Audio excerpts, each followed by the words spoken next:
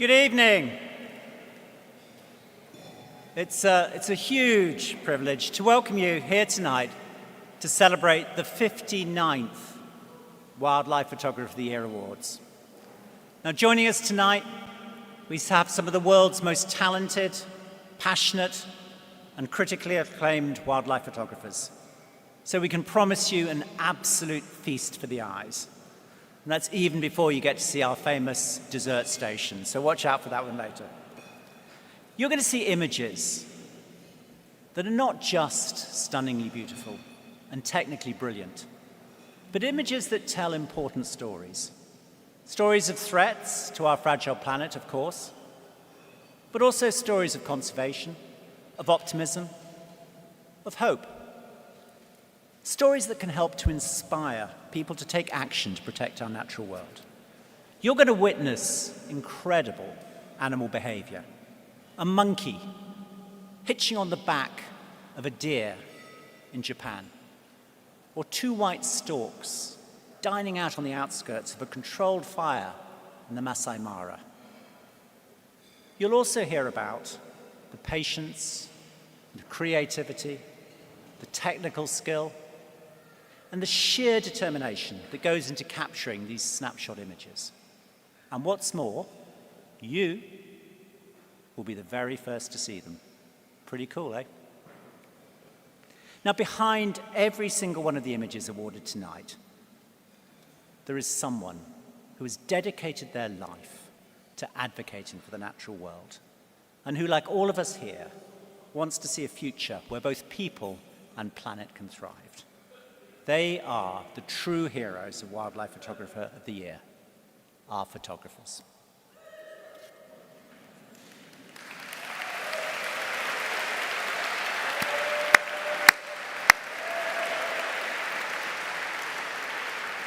Now these remarkable individuals have made the competition the showstopper it is today, the one that everyone wants to win. So perhaps I can invite all the photographers tonight. Would you stand for a moment, please, so we can see you? All of the photographers, stand.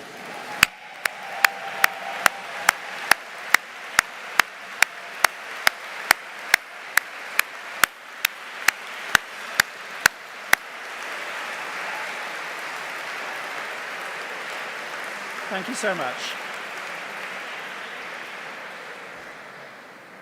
Thank you so much. It is just inspiring. Now, next year, believe it or not, we celebrate 60 years of the competition. And in just a few days' time, we start to welcome entries from all around the world for next year's competition. Because each year, tens of thousands of images and the stories they tell continue to astound and inspire. And we very much hope they will do for years and years to come. And in that context, please do look out for the images from our young photographers. The next generation, the talent is just genuinely depressing, if you're my age, to think. No, it's humbling, it's inspiring. Look out for the young images, look out for the young photographers, and we hope to see you back in another 60 years still winning in the competition. And finally, a huge vote of thanks to the international panel of expert judges. Lucas Bustamante, Selina Chin, Melissa Grew, Dritaman Mukherjee, Stefano Ontathina, and the museum's own Richard Sabin, led for the first time this year by chair of the jury, Kathy Moran. Thank you.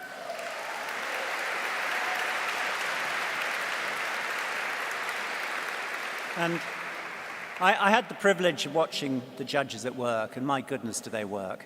This amazing panel of storytellers and scientists, they navigated through nearly 50,000 images to find the 100 that best capture the beauty, diversity, and intricacies of life on Earth. The 100 you are going to see tonight. Thank you, jury.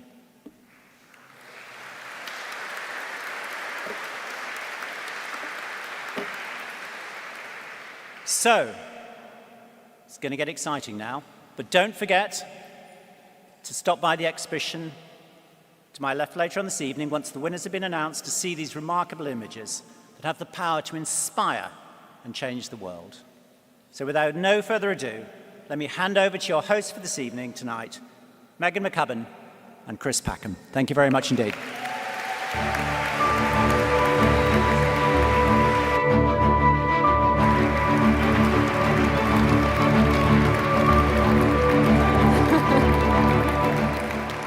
Wow. What a place. Hello. What a place. Honestly, it's fantastic, isn't it? Oh, it's phenomenal, isn't it? To look out all of you. You all look gorgeous, by the way. Very handsome. Not as gorgeous as the whale. I know, you're being outshone just a little bit. And there's a lot of sequins in the room, so that's... Got any fans of the Natural History Museum here?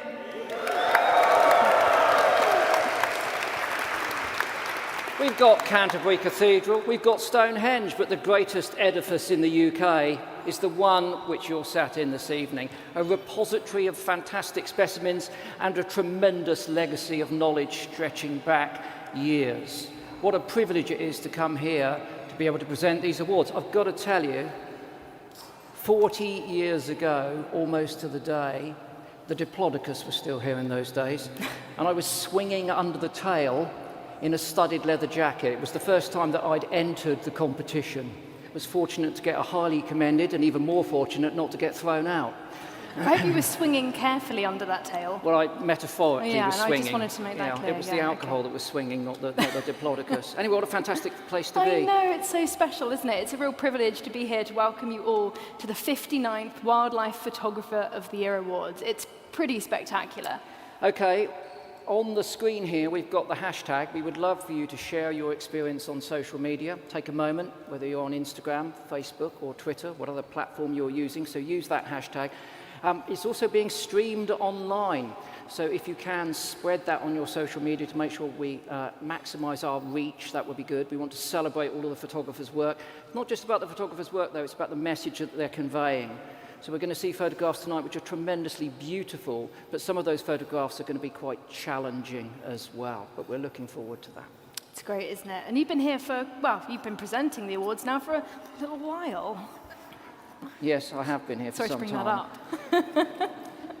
But it's great to be back. Our plan is that we will run through each of the categories and we will announce those which have been selected by the judges as potential winners. We'll take a look at all of those, albeit briefly, but enough so that you can enjoy every single photograph and every photographer's work. We will then announce the winner of those, each category, and of course at the end of the evening, we'll announce the overall grand title winners of Young Wildlife Photographer of the Year and Wildlife Photographer of the Year. The grand title. The grand title, yeah. Indeed. Okay, are you ready to rock? Well, I think so. If we're all ready to get started, I know there's been a lot of anticipation, so I think we should dive on in. Well, I'm going to leave it to you. Okay. You're going to go and have a bit of a break? Yeah, I'll sit down. I need it after 40 years. Guess the weight is on my shoulders then. Right, well, let's kick off with the Young Wildlife Photographer of the Year competition. The extraordinary talent of the under 17-year-olds is phenomenal, using their own visual voice and expressive styles, formulating how they work best with creative imagery. These young people are the future custodians of our planet. It's so important that they not only engage with the natural world, but learn to celebrate it in everything that it's got as well. And of course, photography, that creative medium, is such a critical way of doing just that, engaging and celebrating. So here they are, the contenders for the first award of the evening, the 15 to 17-year category. And there are 4 incredible entries.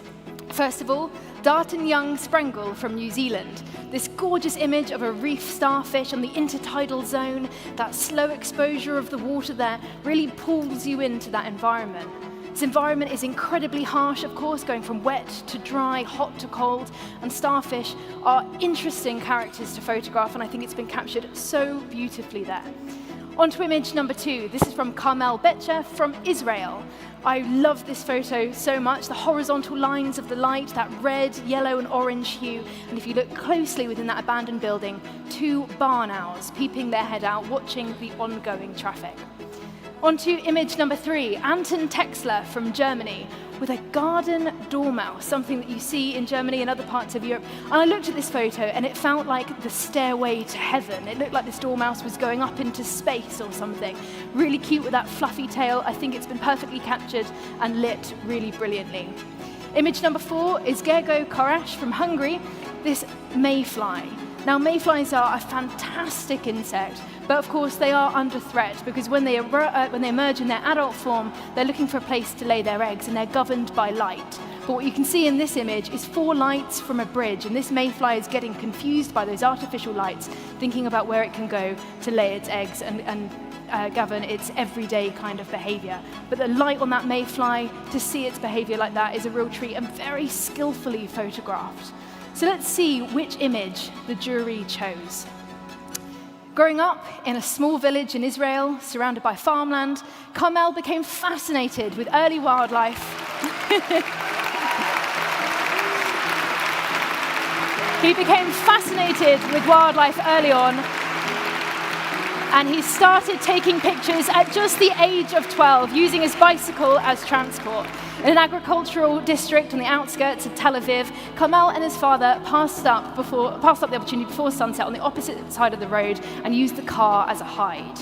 To avoid disturbing the birds, Carmel chose not to use a flash, and as a result, he used this long exposure and captured the light of passing traffic perfectly. So it goes without saying, the winner of this year's 15 to 7-year-old category is Owl's Roadhouse, captured by Carmel Betchler from Israel. Come to the stage, Carmel. Congratulations. Lovely to meet you. Congratulations.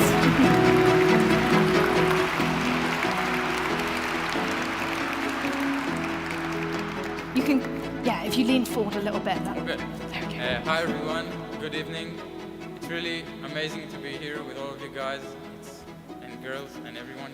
And I want to say thank you to the competition and the Natural History Museum for making this all possible. It's really an incredible experience and pleasure to be here, and I think it's an experience that I would probably not be able to get anywhere else. And to meet all these photographers and talk to them, it's really incredible and something I really appreciate. And I would like to say also thank you to the judges, which I actually met some of you yesterday, and really nice speaking to you. So thank you very much for picking my image, and thank you. Thank you, Kamal. Great, congratulations again. Great to meet you. Thank you very much. Yeah.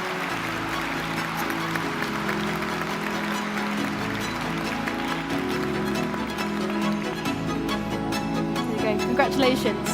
Round of applause, everyone. What about that? Gorgeous photo there, and I'm particularly biased because barn owls happen to be my favorite bird of all time, so I really loved this photo. Shall we move on to the next category, which is the 11 to 14-year-old category, and there are 4 different images featuring in this year's competition. The first one is by Ekaterina B. from Italy, featuring 2 common bottlenose dolphins taken off the Isle of Skye in Scotland. I really love the texture of the water here. It's silky smooth, and the composition with those bottlenose dolphins is gorgeous as they're playing on the wake from the boat. Lovely. The second image in this category is Andreas Lewis, it's Shashwat Harish, Kenya, I jumped ahead of myself, with this leopard in the Masai Mara.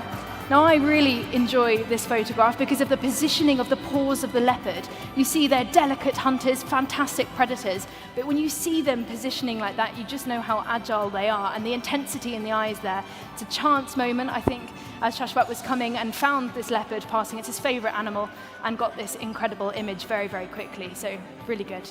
Moving on to the third image. Andreas Luis Dominguez Blanco from Spain, featuring this Iberian lynx. Now this is stunning. The golden light on that lynx, it looks like it's going to go up on that rock and have its ultimate Lion King moment. Maybe the Iberian lynx Lion King moment. But the lighting is superb. You see the tufts on the ears and all the vegetation around it. Very special image playing with the light. The next image is Ismael Dominguez Grutier from Spain, featuring common pipistrelle bats. Now, bats are really hard to photograph. Obviously, as a nocturnal species coming out at night, they're fast moving. But you can see here with this long exposure, the stars there, the bats as they're moving through the frame, catching not only their movement, but a bit of their behavior as well. So really, really well done to Ismail for that brilliant photograph. So shall we see who caught the jury's eye? So this photograph was taken on the Isle of Skye with particular success. Her intimate encounter with bottlenose dolphins was an unexpected surprise. With an eye for abstract action and movement, her photograph taken from the side of the boat and all the water surface patterns basically creates the most beautiful composition with the dolphins themselves. These intelligent, adaptable cetaceans thrive on coastal shelves and estuaries and, of course, in and around the open ocean. They're notoriously inquisitive. You often see them when you're out on boats coming to check you out or the boat out. No one really knows why they do it. When they're playing with the boat, it seems like it's just for fun. So it goes without saying again that the winner of this is 11 to 14 category is Out of the Blue by Ekaterina B. from Italy. Come on up. Thank you. Hi, congratulations. Beautiful image. I'll get this in a minute. Okay. Hello everyone, thank you so much. First, I would like to congratulate all the other winners tonight and to thank all the judges and the London Natural History Museum for this special night. I would like also to thank my family for all of their support and love. I'm so happy and glad to be here again. Since I was 2 years old, I was in love with wildlife and nature, and later with the camera. I took this picture in a sunny and clear day in the Isle of Skye in Scotland during a very beautiful boat trip, looking for marine wildlife. Bottlenose dolphins are very inspiring animals because together they elegantly dance and jump out of the water. I hope that with this image I can show you the beauty of these amazing animals. Thank you. Congratulations again. It was a really gorgeous image. Here you are. Quick photo.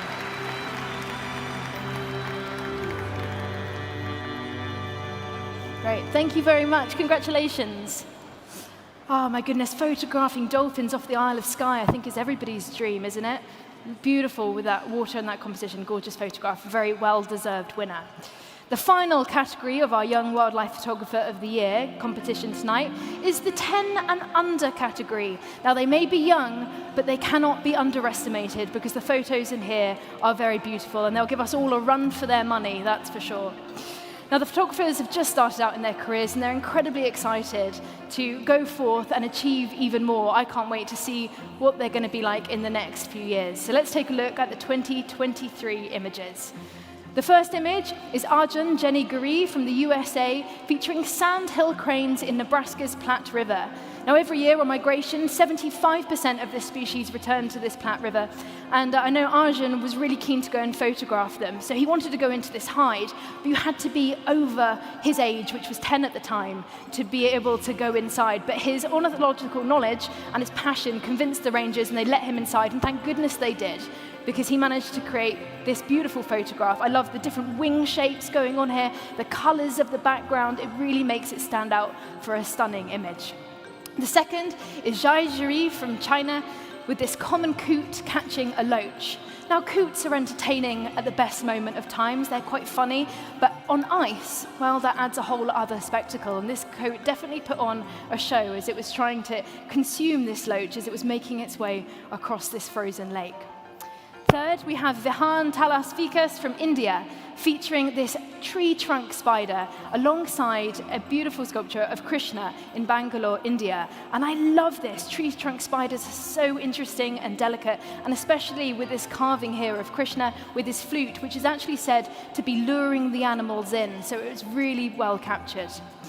Right, let's have a look at the fourth image, which is Zhai Zhiri from China, again, his second photograph in this category, featuring a Chinese pendulum tit and a paper wasp.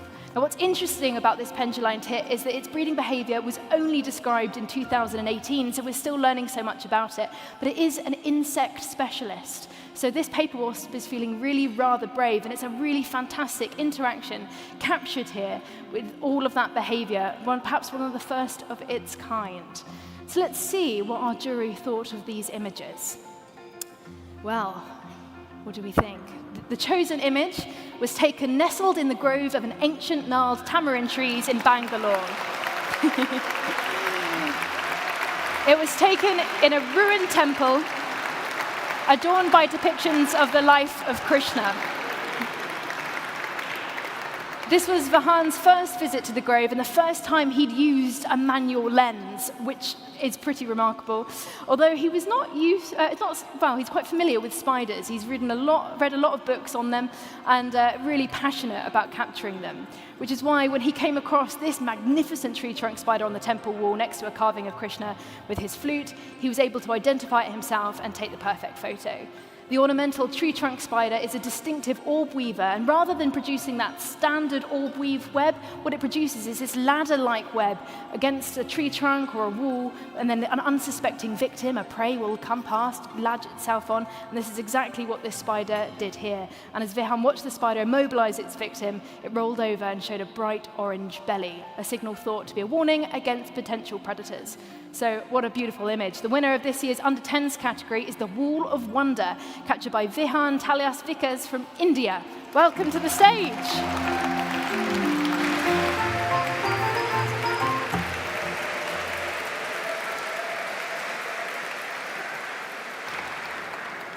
Good evening. It's an honor to be here with such remarkable photographers from all around the world. Thank you, Natural History Museum, for hosting such an amazing event. Thank you, jury, for selecting my image and making my dream come true.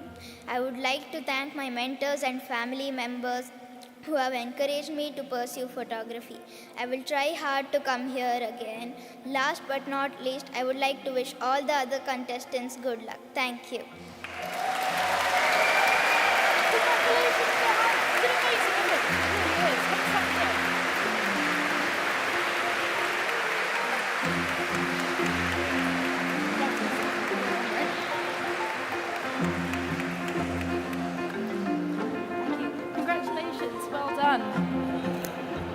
Oh, okay. That was quite something, wasn't it? Yeah, absolutely. Can we have a round of applause for our young photographers? I mean, I think they set the bar really high. yeah. Not only with the photography, but with the speeches. Yeah, no, Vihan's brilliantly. going to take some following. I'm going to crack on with the adult Okay. categories. Okay. So our first of the adult categories for 2023 is one of the most difficult to win, if I'm honest with you, because it attracts some fantastic photographs. It is animal portraits. So I guess the general gist is that it needs to be a relative close-up of the animal, focusing on it and its identity, or sometimes a collection of those animals. It doesn't have to be singular, but clearly a portrait extolling the beauty of that species. And we've got 5 contenders selected by the jury of judges this year. Let's take a look at them. The first one is this one. Mark Williams, based in the UK and Canada, photographed this Arctic fox on Somerset Island. It's going through its molt, as you can see. So it's got what remains of its winter coat flapping at its sides, and beneath it there its brown summer coat. And of course, these animals are prone to molt, instigated by factors such as temperature and day length, and those are changing, certainly the temperature in the Arctic. We wonder what's going to be happening to these Arctic foxes at some point in the future. Also worth remembering that I think second only to the sea otter, which has something like 600,000 hairs per square inch, these things can have 25,000 hairs per square centimetre, sorry about mixing imperial and metric, and have amongst the densest fur in the animal kingdom, beautifully backlit. Okay, next up is this photograph. Max Waugh, South American photographer, who took this picture in Yellowstone National Park of a plains bison dashing across the Lamar Valley. Bison, of course, are a species which are very much enjoyed in some places in America. It does seem that the state of Montana is pretty much at war with them at the moment, unfortunately. But their population is flourishing, albeit under management in Yellowstone. What makes this a great portrait is, of course, the fact that we are only able to focus on the horn and the eye and some of the back of the animal, the rest of it hidden in this veil of snow spray as it gallops across that valley. Fantastic picture. Next up, this one, David Lloyd from New Zealand and the UK. It's a hyena. Looks like it's carrying a gruesome mask. In fact, it's the skull of a zebra. If you look between its legs, you can see the stripes on what remains of the ungulate. People think that hyenas are purely scavengers, but of course they're not. They're ferocious clan hunters, and they can devour things like a zebra in super quick time. I found a dead zebra, well, almost dead zebra, lying on the plains of the Masai Mara the last time I was there. And by the time I got back to it, it had gone, because the hyenas had scoffed the lot in about half an hour. This next photograph is a stargazer, and it's a fish that's been photographed many times, actually, in this competition. We've seen winning photographs in this category. So if a photographer returns to a subject like that, in this case the Mediterranean species, then you've got to do something more with it. And Pietro Formis from Italy has certainly done something more with it here. Using his strobe and some movement in the camera, he's created this remarkable image of a ghost-like organism, somewhat ferocious and vampiric, peering again through this veil of blue stripes. Fantastic. And then the last one in this category, Vishnu Gopal from India photographed this lowland tapir in the Brazilian rainforest. Now, tapirs, as you know, are herbivorous animals feeding on leaves and fruit, but they are prone to a bit of scavenging. They will go into campsites and see what's been left around, and that was the case here. It was coming into the camp. He noticed its tracks. He set himself up there, and this photograph was made using a torch. Beautiful image of the lowland tapir sneaking out of the rainforest night. There can only be one winner, and the winner is this photograph of the lowland tapir, taken by Vishnu Gopal.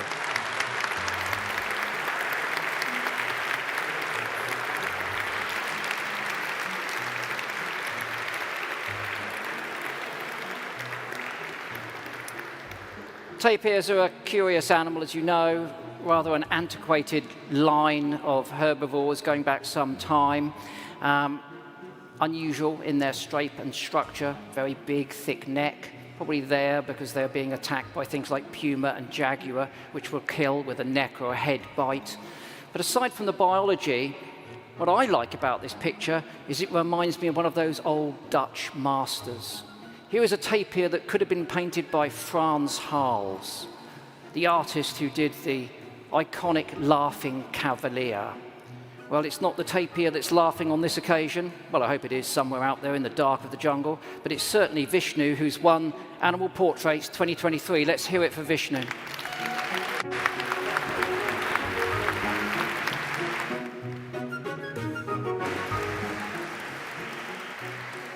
Ladies and gentlemen, it's a great day.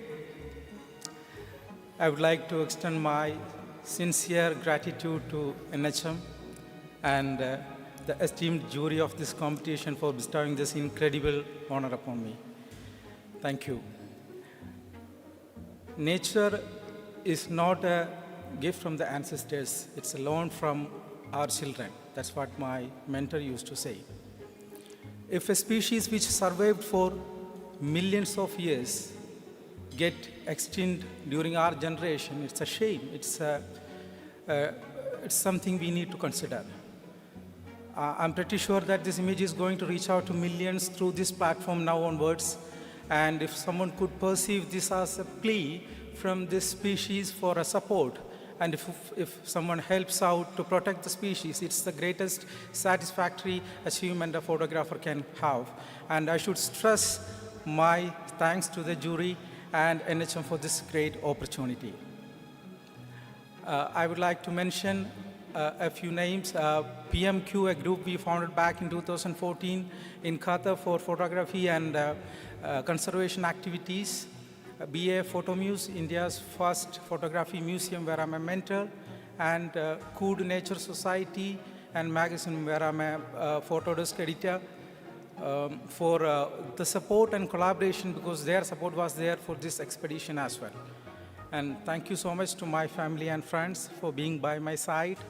Thank you, and wish good luck for all the winners. Thank you.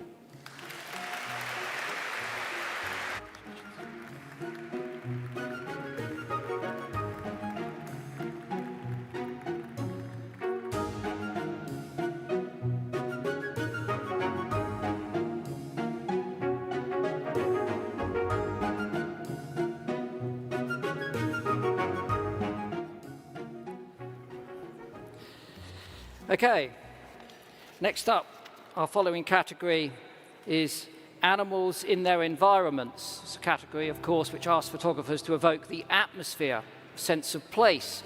So a habitat is an important part of this picture. We want to see these creatures in context.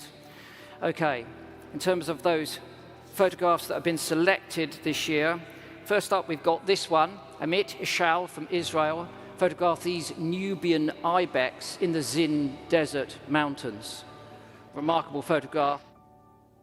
Fabulous animals, poised on the cliff top there in full rutting behavior.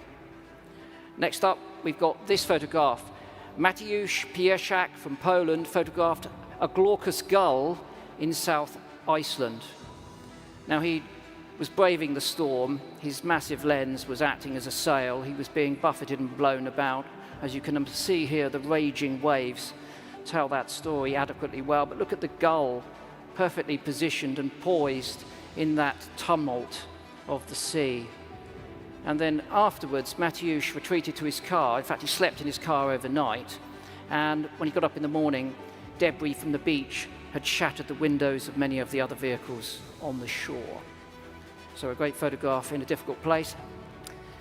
Then there's this photograph from Mark Williams, UK, Canada.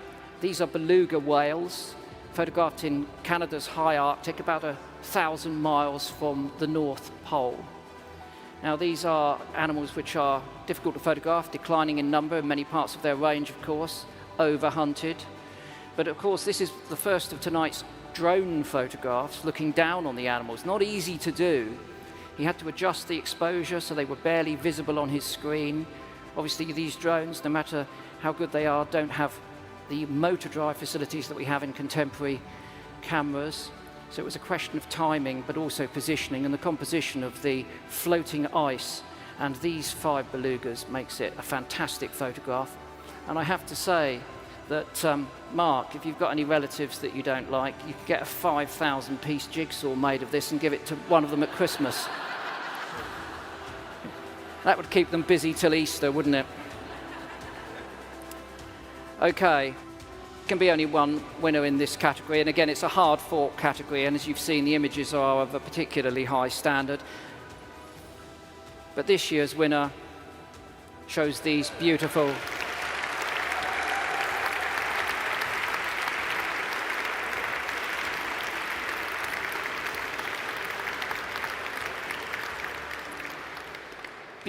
Nubian ibex. Now, they're declining in many parts of their range. Thankfully, they're holding their own in Israel. Look at the photograph, though. When I first saw it as a thumbnail, I thought it's a picture of a couple of ibex having a bit of a headbang. But then look at it again. It's taken on a wide angle. Amit was really close to these animals. He's managed to sneak right up to them. Then look at the light. The light is beautiful. That little bit of dust kicked up by the animal on the right-hand side, which is backlit. The lighting around the outside of them. And then look at the choreography of this head-butting. It's perfect. You wouldn't paint it in any other way. And that top of the cliff is a perfect plinth for these animals. And the environment, a critical part of this photograph, of course.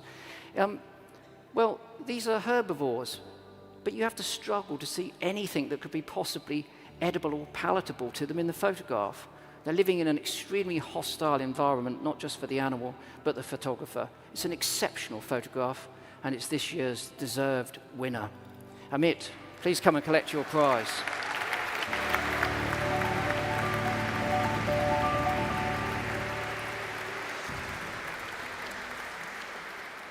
Good evening, everybody. I would like to thank the jury for awarding my image, and my dear family for being here with me, and for your immense support. Without you, I could not be here. I am standing here today, but my heart is back home with my nation.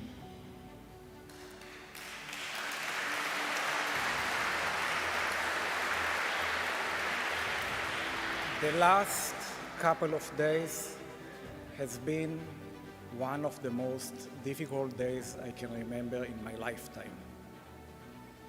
Just like the Nubian ibex on my image, living in Israel right now, feels like living on the edge.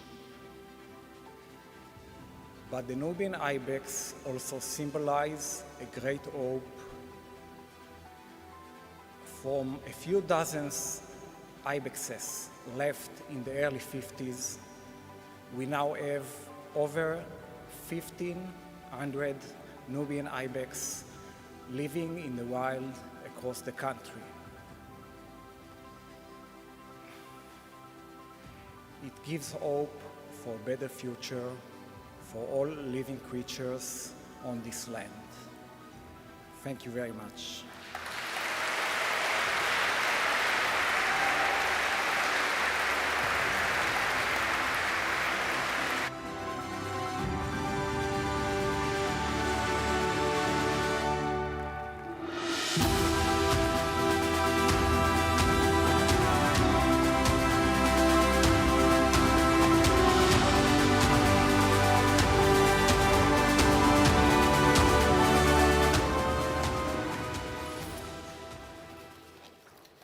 Superb. Right, what's next up? It's one of our behaviour categories, the first of which is birds. So clearly our jury are looking not for portraits of the birds, they need to be doing something. Hopefully something unusual or dramatic.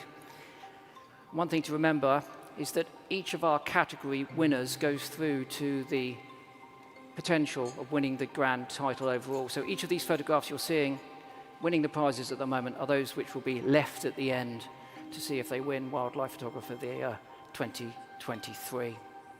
Let's take a look at the selection for our birds this year. What do we got? Elsa Friedlander from Germany photographed these white storks. A allegedly controlled fire was lit on the Mara to promote regeneration of grass for livestock. And of course, this brings an instant influx of all sorts of insectivorous or predatory birds. So you get lots of kites, you get even the little shrikes will come in. And of course, the storks will follow rapidly behind looking for anything like an amphibian, a reptile, or a large insect. But Elsa has photographed them through this curtain of heat haze with the fire in the foreground, which adds poignancy to this particular scene. It's a fantastic photograph. Next up, Laura Levon Pritchett from Western Washington in the United States has photographed this.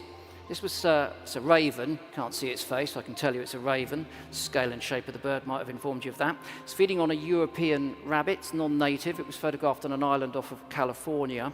Now, the rabbit probably was suffering from a hemorrhagic fever disease which afflicts those rabbits there.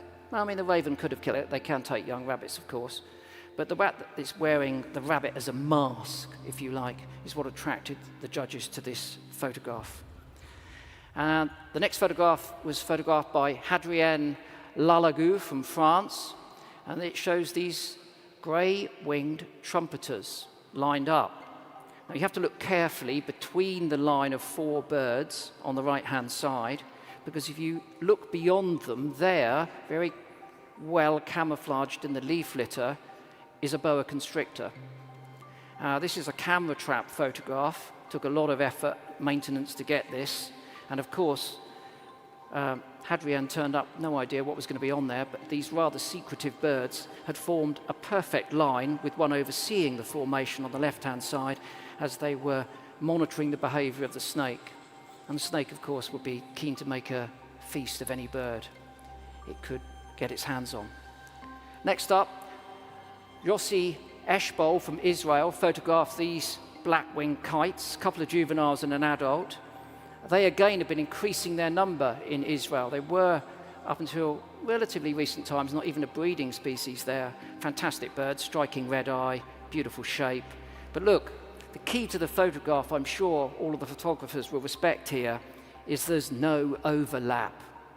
How many times have you snapped away, convinced that you were going to get something special, only to look at the back of your camera or your laptop screen later to see that there was a primary feather from one of the birds stuck up the beak of another one, or its tail covering its eye. But here there's perfect separation and a beautiful composition in this photograph. There can be only one, as they said in Highlander. in the 1980s. Bit of a throwback for cinema buffs there, sci-fi. Thanks, yeah, right.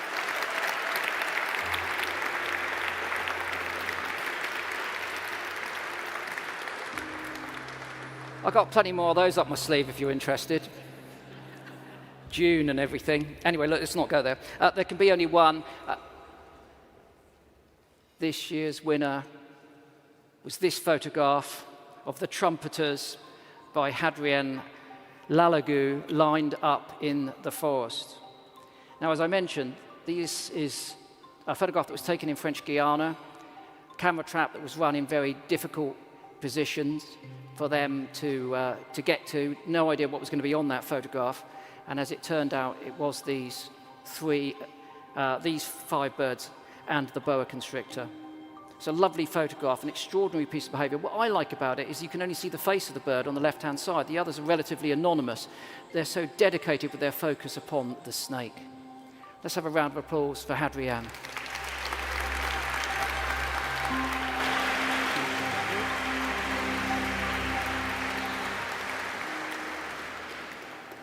Ladies and gentlemen, I'm truly honored to be here in this magnificent venue. These pictures means a lot for me because it depicts, it represents not only my passion of capturing the beauty and all the particularity and the specificity of the natural world, but also it shines light on conservation issues we are facing. And indeed, too much species like these birds are facing increasing pressures from hunting and fragmentation and destruction habitats. And so I hope that this kind of pictures will help to raise awareness about these tropical rainforest ecosystems. Finally, I would like to express my gratitude to my parents, my family, and my friends who always supported me, no matter how my projects are eccentric or quite strange. And I also would like to thank the jury and the organizer for this splendid and fantastic event. Thank you very much.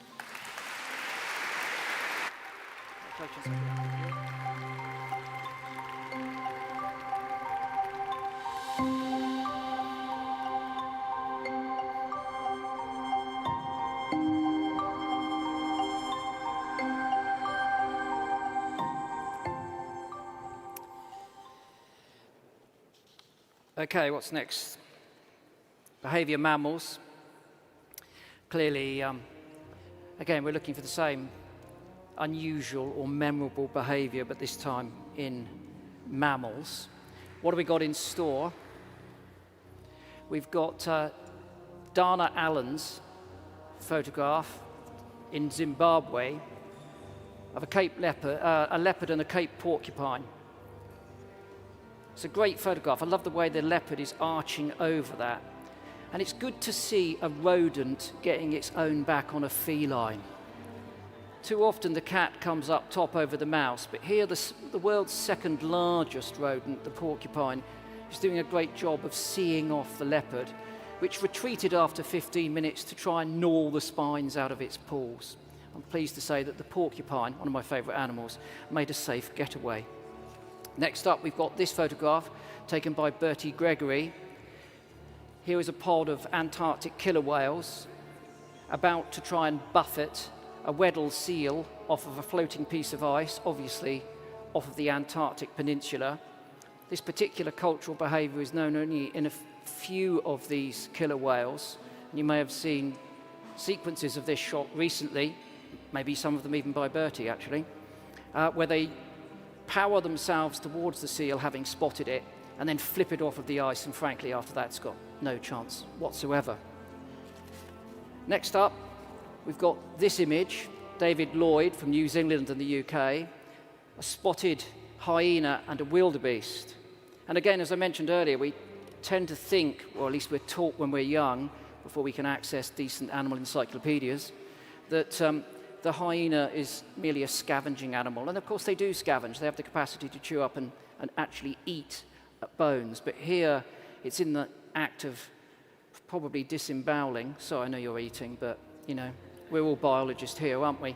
The wildebeest. I mean, perfect composition. The eye of the wildebeest is surely what's telling the story here. And we often wonder, don't we? Well, I do. When I'm watching predation in action, what's going through the mind of the prey at that last moment in its desperate struggles to stay alive? Did it stay alive? Did the wildebeest survive? I'm sorry to spoil things, but no, it didn't. Next up, we've got this photograph. Olivier Gonnet from France photographed this buffalo attempting to assault a lion and her 2 cubs. Now, obviously, lions are probably the principal predators of buffalo, but a large animal like this could quite easily harm those 2 cubs. The cubs are obviously harmed by hyenas very frequently. So the mother is doing everything she can to make a stand here. What I like is the 2 cubs are sort of joining in safely behind her. They're quite happy to have a snarl at a buffalo. I think they wouldn't be smiling if they were a little lower down on that log. And next up, we've got this photograph. This was taken by Donling Zhao from China, and it shows a snow leopard attacking a Pallas's cat. Now, what about that? I mean, both these animals are incredibly difficult to see, and cast your mind back into your own lifetimes. And if you're my age, these animals were not only impossible to see, but certainly impossible to photograph. And here we've got 2 in the same frame. The leopard successfully predated the cat. The cat had a litter. The photographer then managed to find some pica roadkill and feed the litter, and the young kits survived. So although obviously the leopard got its meal, the kits managed to get out of their den, which is fantastic. This extraordinary photograph by Atsuyuki Oshima was taken in Japan, and it shows a macaque, a yaku macaque, on top of essentially a sika deer, a yaku deer, taken on Yakushima Island in Japan. So you've got a macaque piggybacking a sika deer deep in the forest. Not an easy photograph to take, but maybe not also an easy photograph to explain the behavior. Now, it's thought, because this behavior is seen not regularly, but it's witnessed from time to time, sometimes it's a male macaque on a female deer, and they do go through the motions of mating, obviously not successfully, and sometimes the role is reversed with a female on top of a male. In this instance, the deer seemed unperturbed by its carriage, and after a few moments it gave it a shake. The macaque jumped off and wandered off into the forest, and no assault had taken place. But it's an extraordinary piece of behavior that clearly needs a little bit more research. Those are our potential winners for the animal behavior category this year. Let's see what the judges chose. It was this photograph by Bertie Gregory.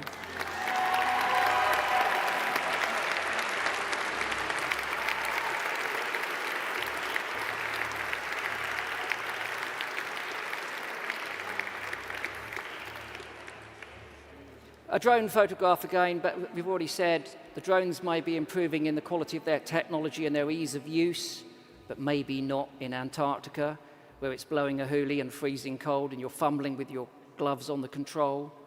Furthermore, you've got to get your timing exactly right. What these whales do is they spy hop to look for the seals, and once spotted it, they race towards them. You'll notice those plumes of bubbles emerging from the animals there. It's thought that those are emitted as a form of coordination, a bit of communication between them to make sure they coordinate their attack before they generate the enormous wash of water, which is produced to see the seal flung into the water where it's rapidly predated.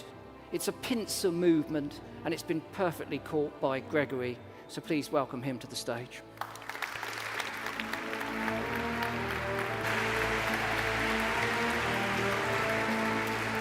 Hey everybody. Thank you very, very much. I've been to this awards ceremony several times, but always as a hanger-on, so thank you to the judges for giving me a proper invite this time. Although I was fortunate enough to be the one that flew the drone and hit the shutter, this image was an enormous team effort. It brought together many, many people and years of collective experience and knowledge. So a huge thank you to the Frozen Planet team at the BBC Natural History Unit, who went down to Antarctica to document these killer whales for the first time for television. Thank you to the Frozen Planet 2 team, who I returned with 10 years later to fly drones over this behavior for the first time. And also thank you to, most recently, my Animals Up Close team at National Geographic with Disney+. There are just 100 of these incredible killer whales in existence that make these waves. Their population is declining at 5% per year because of the reduction in their sea ice as a result of climate change. So the future of these killer whales and this incredible wave washing culture really is in our hands. So thank you very much. Right.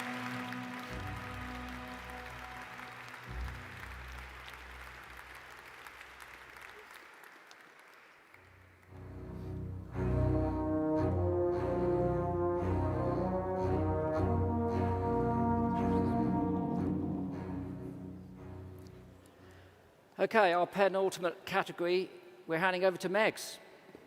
What do you think? Orca in that position, you know, when they're under threat, an animal like that's under threat, you're not only losing a species, but you're losing a culture, a language, so much more than that. So to get Bertie's photograph there really highlighted the speciality of that behavior. Stuff. Pretty spectacular. Quite in love with that image, Bertie. Brilliant. Well done. So next up, we are keeping with the behavioral theme, but this time we're taking a look at amphibians and reptiles. And this year, our jury whittled down to just 3 entries. So let's take a look at the first one. This image is by Juan Jesus González Amada from Spain, looking at toad tadpoles feeding on a dead fledgling sparrow.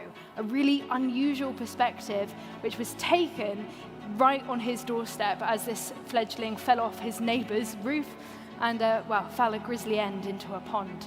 The second image is from Michael Eastwell from the UK of these eastern long-necked turtles on a busy road in New South Wales, Australia.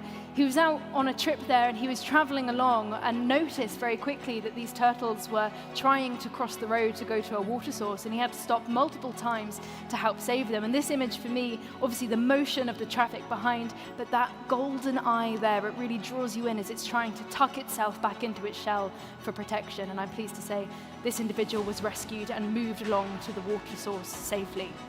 The next image is from Tom Way from the UK, and it's a photograph of Komodo dragons taken at Komodo National Park. Now this photo for me is all about contrast in many ways. You've got the golden soft light, but the harsh reality of that behavior as these 2 adult Komodo dragons rise up and begin to fight each other in quite an aggressive tournament. It's also about texture, that sand, the soft sand and the harshness of those scales. I really love looking at the details with that foot into the back there, a spectacular image. But should we see what the jury thought? Well, the big reveal is this photo caught their eye, because ultimately looking at death like this is always interesting.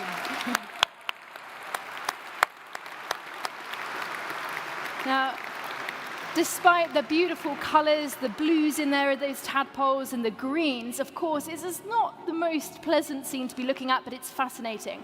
Tadpoles are something we all know. In fact, they're what a lot of us get into when we first start our love of nature. We see them in our ponds. So to get a fresh perspective, a new kind of photograph of tadpoles is really spectacular.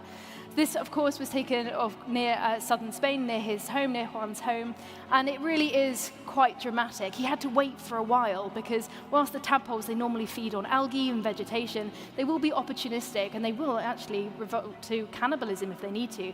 But they got very excited when this fledgling fell into the pond, and it was rolling around so much he had to wait for the perfect time to get the perfect composition. And I think he did that brilliantly again, focusing in on that eye. So, of course, it is without a doubt the winner is, for the amphibian and reptile category, is the Tadpole Banquet by Juan Jesus González Amada from Spain. Welcome up.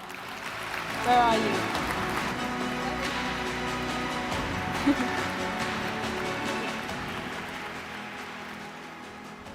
Hola a todos. Hello, everyone. I am very happy to receive this recognition. It is for me a really true honor. Thank you very much to the jury for choosing my photography as the winner and the Amphibians and Reptiles category. I want to dedicate to this award to my friends, to my family, to my daughters, Jessica and Alicia, to my father, mom, and more especially to my beautiful wife, Mara. Amor, esto es para ti también. Thank you very much for everything. Good evening. Buenas noches. Oh, Juan. Congratulations. Amazing image. Here you are. This is for you. A quick photograph.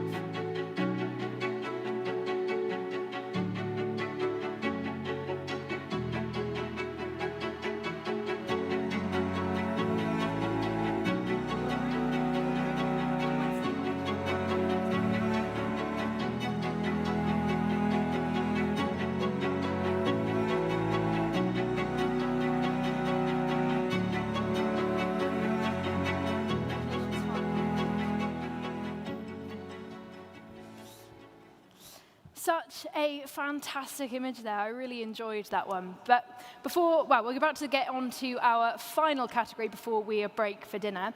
And this one, again, is all about behavior, and it's all about the interesting world of the small invertebrates, which are hard to photograph at the best of times. They're fast, they're often tucked away in small crevices, but when you get an amazing photograph, is it worth it? It's fantastic. So the first photograph is Vinod Venugopal from India, featuring the Nicosa spiders.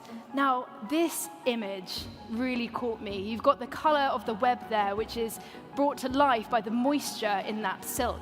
And then, if you look really closely, right at the center, you can actually see how that spider is moving to make its web.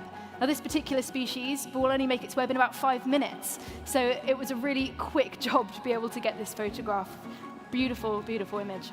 Next up, we've got Jerry Sang from Hong Kong of this dewdrop spider in the foreground, and the background, an orb weaver taken in Bali. And I heard lots of oohs there. To me, this photograph reminded me of Stranger Things. I'm not sure if anyone else watched that, but it really relates to it.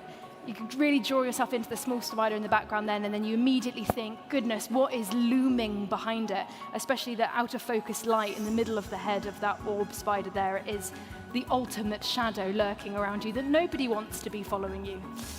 The next image we've got is from Suram Murali from India of fireflies in the Anamali Tiger Reserve. A spectacular image that was taken over a course of various different photographs to capture all the light produced by these fireflies, a species which might be new to science in the area. The next photograph is from Tomasz Wilk from Poland, and it features waterborne larvae being squirted by a river mussel in Nida Valley Natura 2000 site in southern Poland.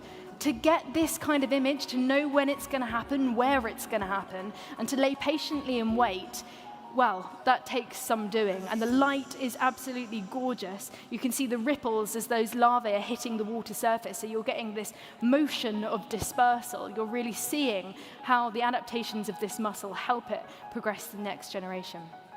Next up, we've got Solvin Zankel from Germany with this two-colored mason bee carrying a piece of straw to build its nest. Now, these little bees are so delicate, yet they're able to lift vegetation, sometimes greater than their own body weight, to create a really safe place for them to lay their eggs, often with a grub or two, so when those eggs then hatch, they have something to feast on before they then emerge. So, what did the juries think? Well, they chose this image. Nighttime is a favorite for Sriram.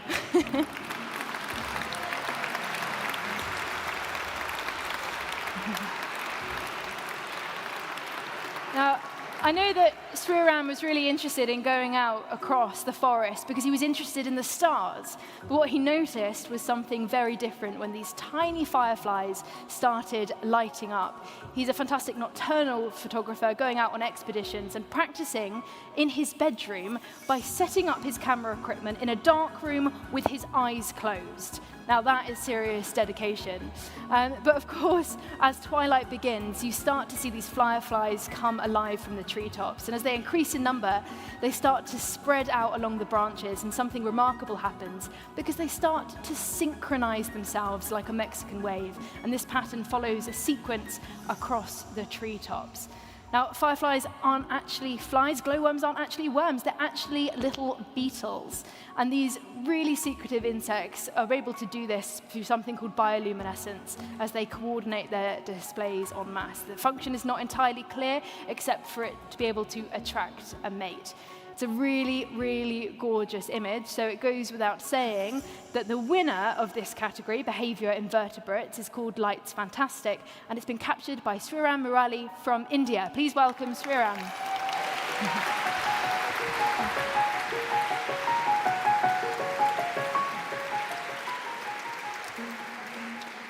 Thank you all. For over a decade, I've been telling stories about the wonders of the dark and the ill effects of losing it. It's the stars in my hometown that led me to the fireflies, and these fireflies have literally changed my life. I have always wanted to pursue conservation full-time, and 2 months ago, thanks to the reassuring confidence this award gave me, I finally quit my job at Google.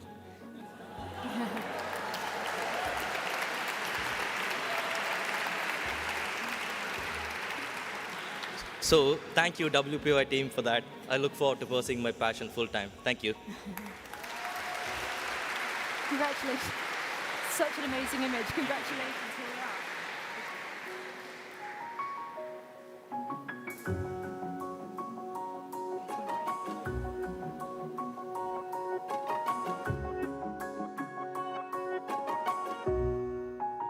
Well done. Congratulations. Oh my goodness, what an incredible first part of the ceremony. Some amazing photographs there to show you all the gasps and seeing your faces light up as each image came onto the screen. It was something I really enjoyed watching. We've hoped you've enjoyed the images so far, but I'm sure you're really hungry, so I guess we should take a break for dinner and we'll be back in around an hour. But during the dinner, it's good to be aware that on the screens around, the People's Choice images will be shown. There are 25 images, and you'll all get the chance to vote in the exhibition a little bit later on. So please enjoy watching that, make sure to vote, and enjoy your dinner. Thank you.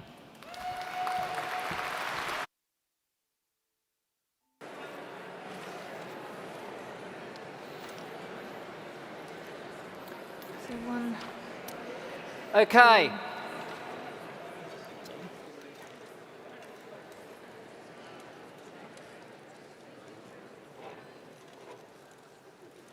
It's your dinner prefect here. I'd like a show of hands. Who enjoyed their vegan feast?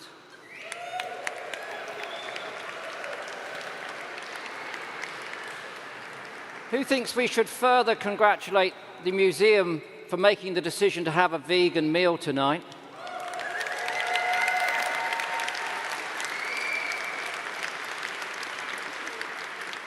And can I ask you to show similar generosity of applause to the caterers who've done a great job?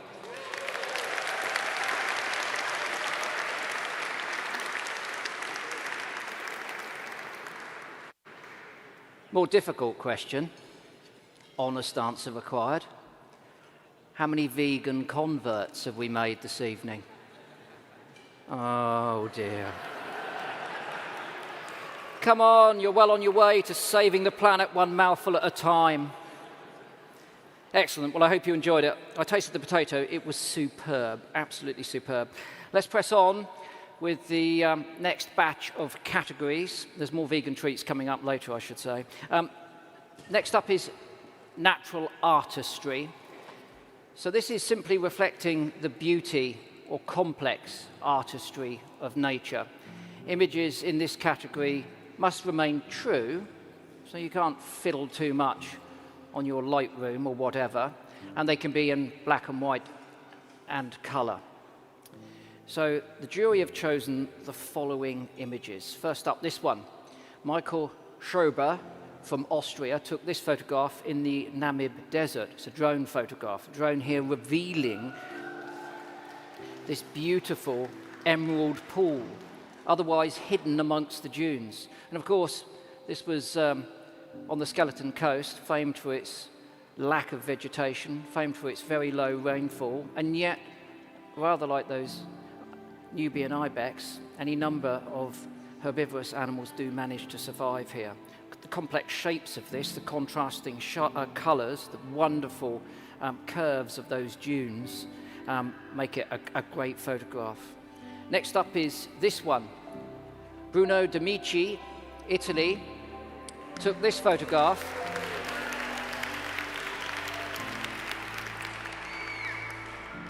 It's a Mediterranean monk seal, and I'm sure most of you will know these are now highly endangered animals. There were times when they were spread all over the Mediterranean. Now they're limited to the eastern end of the Mediterranean.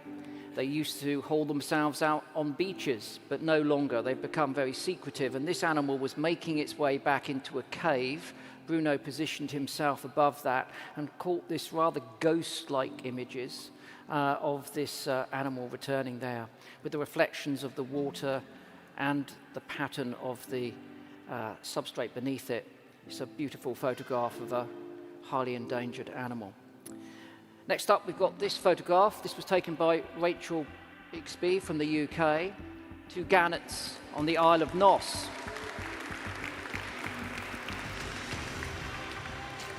Rachel was bobbing around in a boat, not seasick, I understand, but waiting to get in exactly the right position to be able to, make sure that the gannets were not overlapping with the fabulous dripping guano. And we do love a photo that's composed of fabulous dripping guano.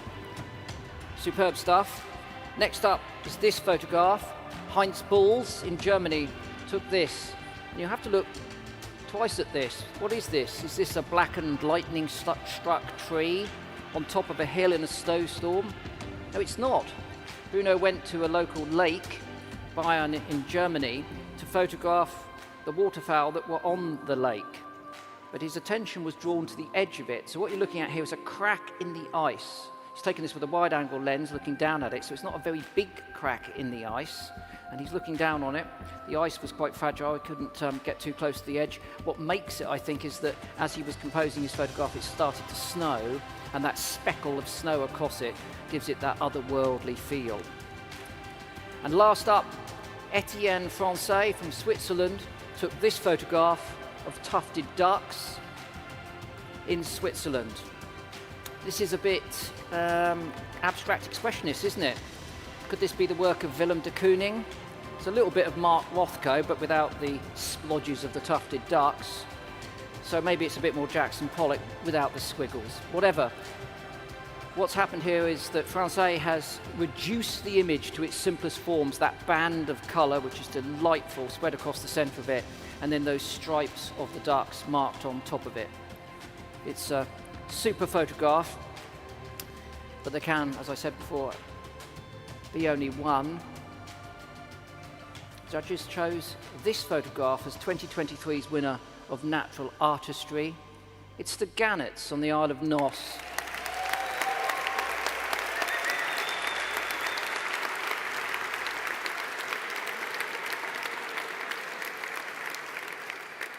It's got a lot going for it, hasn't it, really? The texture of the rock, the sculpting of the rock, all those waves, all those years of washing down, those stripes of guano that I've mentioned. Works better, I imagine, in black and white.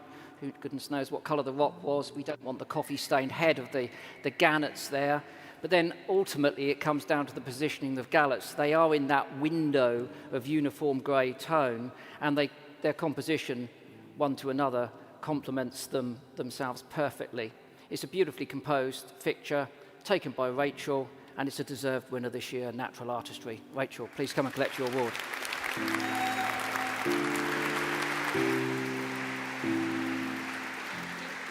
Good evening, everyone. Thank you so much for being so generous with your kindness. I hope you're all having a wonderful time. I am so overwhelmed to be this year's winner of Natural Artistry. The competition has been such an exhilarating experience that I'm really proud to be a part of. I really hope that my image gives justice to the formidable northern gannet species which we know have been affected so badly by avian flu in recent years. And I really hope that my image, The Art of Seduction, will connect the hearts of a global audience to this beautiful and incredibly resilient bird that we can all learn to love and protect in our day-to-day lives. I also hope that my category win will inspire a younger wave of photographers to pick up a camera and believe in the winning potential of their work, as for all too long I believe that the only way that you could win in competitions like this was with decades of experience. But in actual fact, the only way that you can win is by believing that you can achieve it. I'd really like to take this opportunity to thank Victoria and Nigel Colne, who are hopefully watching on live stream right now, for their unwavering support to me over the last 5 years. Vicky and Nigel have bought me the Wildlife Photographer of the Year book every single Christmas, jesting that perhaps one year I would be in it, and I think this year is going to be a little bit more special. And lastly, thank you so much to the jury and to the Natural History Museum for granting me this opportunity and the platform to share the beauty of the gannet species with the world and to repay the gannets for countless happy memories. Thank you so much.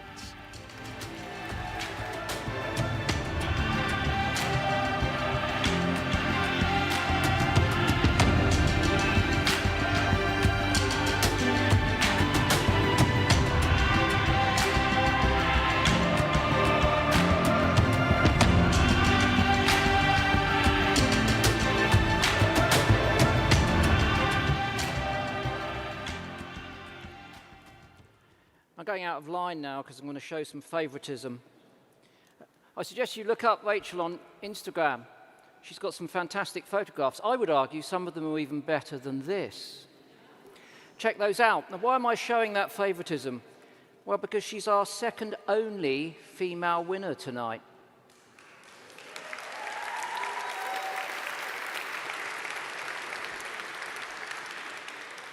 We need more women, young and old, entering this competition. We've got another to come, an established photographer, but it's great to see a young person, Rachel also being young, and also a very talented photographer, so do check out her Instagram feed. Right, what's up next? It's plants and fungi.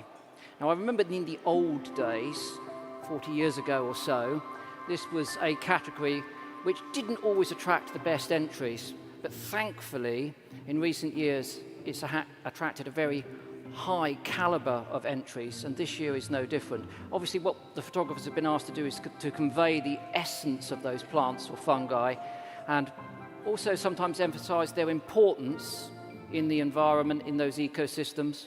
Plants, I'm afraid, too often are trodden over. Without them, nothing else much would be happening. Let's take a look at those that have been chosen by the judges tonight. Agarostas Papasanis took this photograph.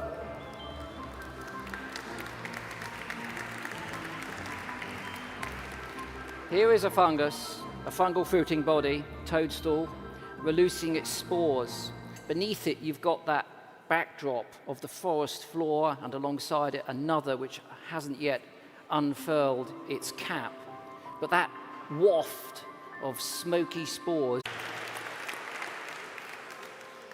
Now, that would have been a contender, Rachel, in the last category, actually. It's very, very beautiful, slightly abstract, an astonishing photograph, a deer shield mushroom dropping those spores. Remember, these are 0.00 something of a millimeter in diameter, each one capable of seeding new life, that web of hyphae which will grow beneath the ground, which at some point might produce a fruiting body.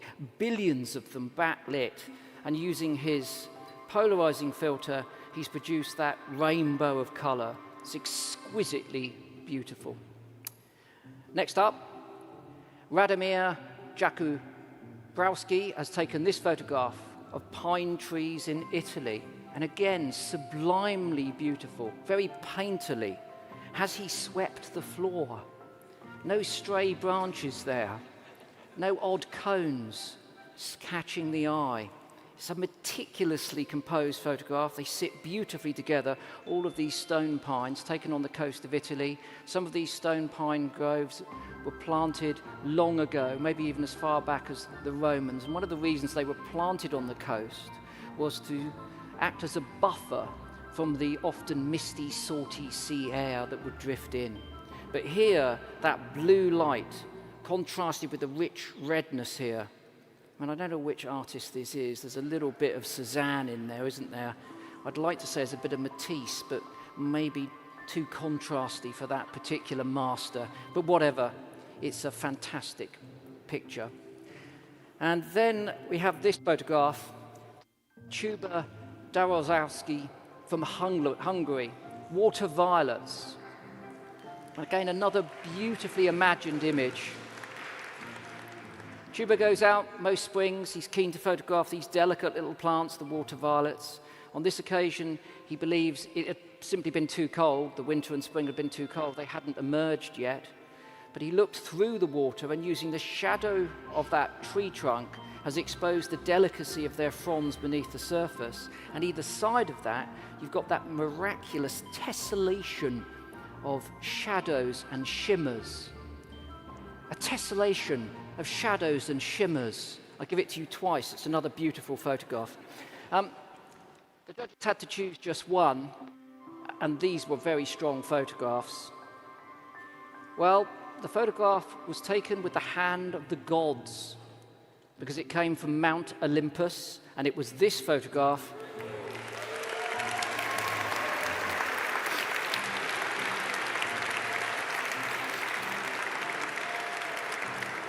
Agorastos.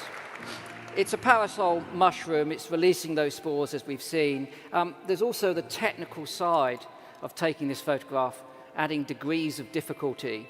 It was raining, it was wet, and it was damp. He had to shield his camera. He had to shield the toadstool. He had to backlight it, wrap all of his flashes in plastic. No doubt he was lying around in mud, albeit godly mud, on Mount Olympus. So it's technically accomplished as well as being astonishingly beautiful. Agorastos, please come and collect your award.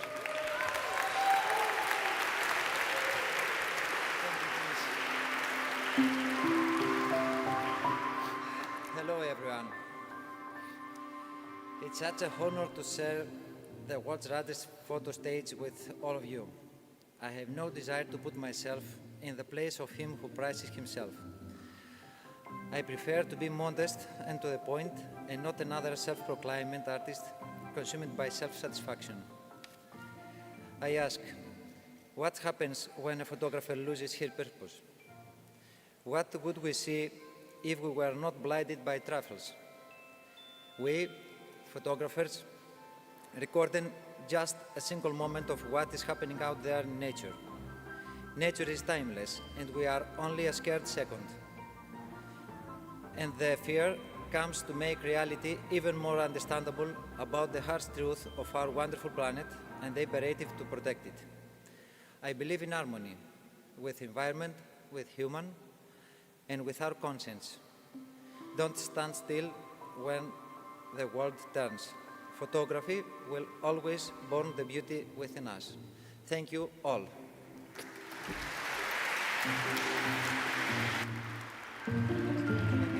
Nice to meet you again. Thank you. Beautiful photo.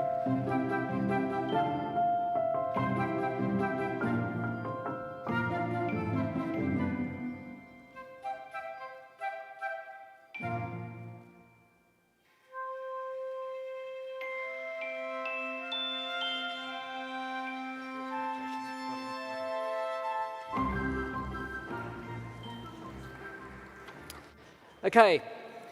Next up, we've got Wetlands, the bigger picture. From rivers and streams to swamps and marshes, fresh water, coastal ecosystems, they all play a vital role for wildlife and people all around the world. And we've got 6 photographs for you to look at. The first one was taken by Piotr Nazkreki from Poland and the USA, and this was taken in Mozambique. On the Goron Gosa National Park. Now, looks like a fossil, doesn't it? You could walk down that corridor down there where all of those Mary-Anning ichthyosaurs and pliosaurs were long ago embedded into those slaty grey hues, and this bears a real parallel. And is it fossilization in progress? Because what we've got here is a drying up lake, we've got a dead waterbuck, and we've got all of these catfish, some of which may be alive.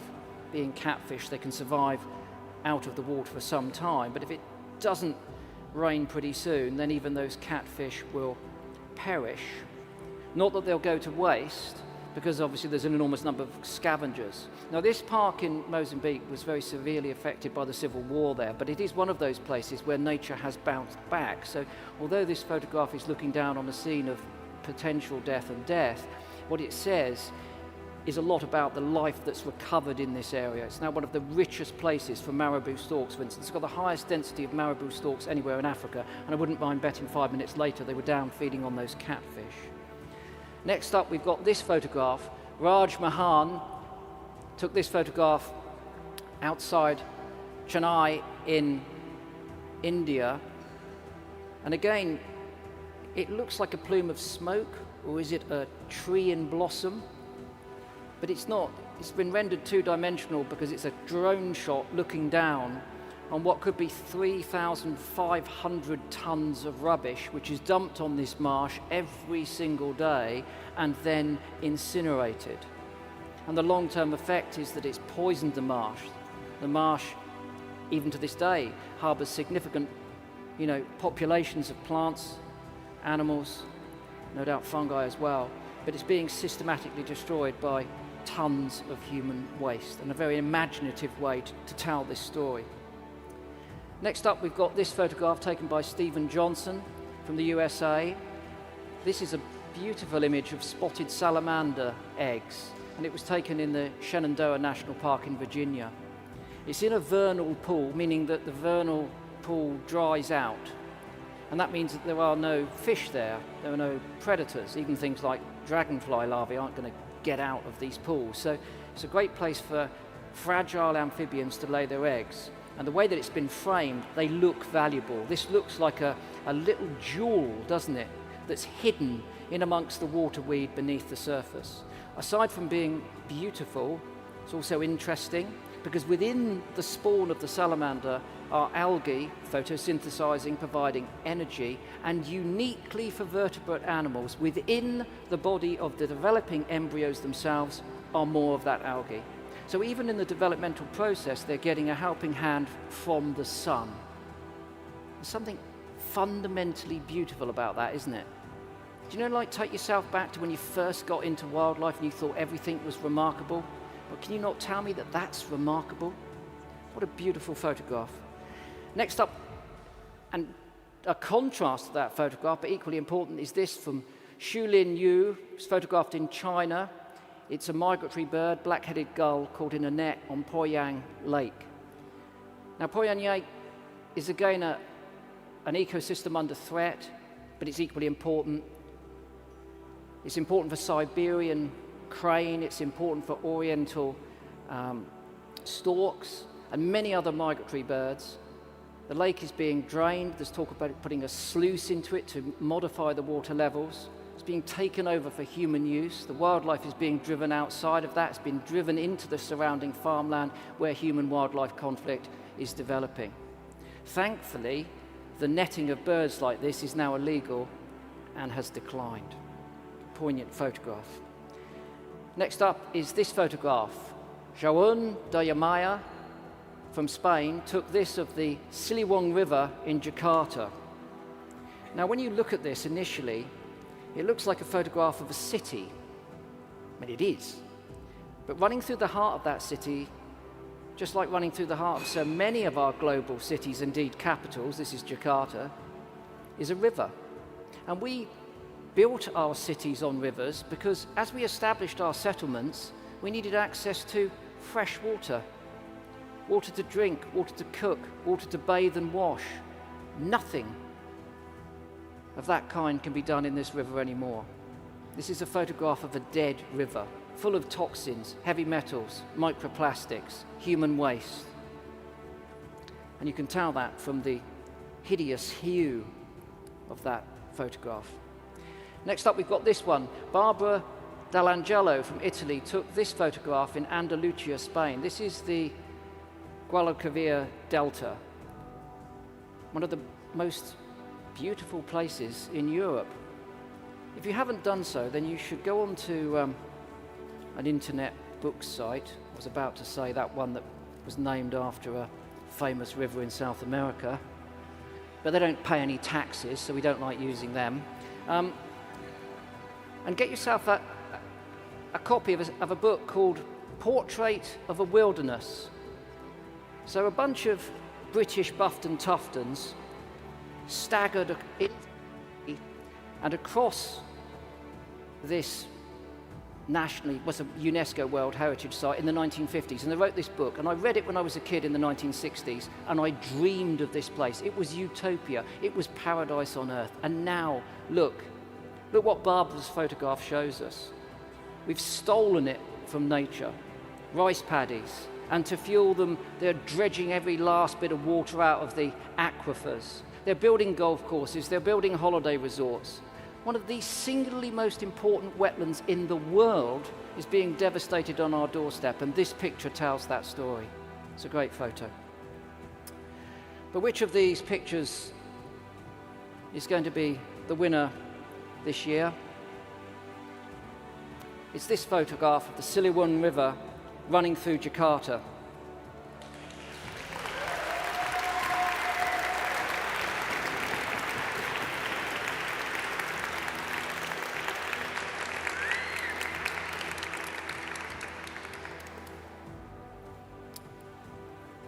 Do you know what?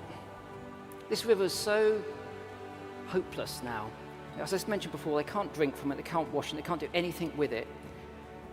And as a consequence of that, to feed the city so it can drink, they too, rather like those in southern Spain, are draining those aquifers dry, and it's causing significant subsidence. And there are currently moves afoot to relocate the capital of Indonesia, Jakarta, to Borneo, to Kalimantan.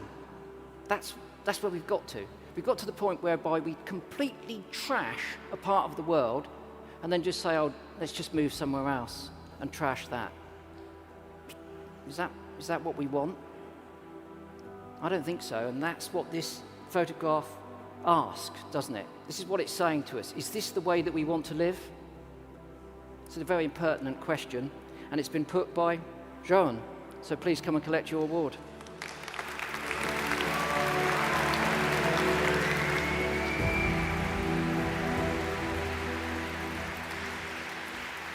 Good night, everyone. I'm extremely grateful for having the opportunity to be on this stage again in front of all of you, friends, admired photographers and naturalists. And this image is about the Ciliwung River as it flows through Jakarta. The Ciliwung is quite a short river, spanning no more than 150 kilometers, but it is one of the most plastic-polluted rivers in the world. And while it may seem a very specific issue, a very localized issue, the underlying story reveals a more complex and a more profound problem that affects many ecosystems and millions, literally millions of people. I would like to thank the jury for choosing this image amongst hundreds of incredibly beautiful and interesting images to work as a reminder of the dangers that freshwater environments are facing, and also to shed light on the interconnectedness of environmental and societal challenges. And I hope this image works, and this image serves as a reminder of our duty to safeguard freshwater environments for the sake of all life on Earth. Thank you very much.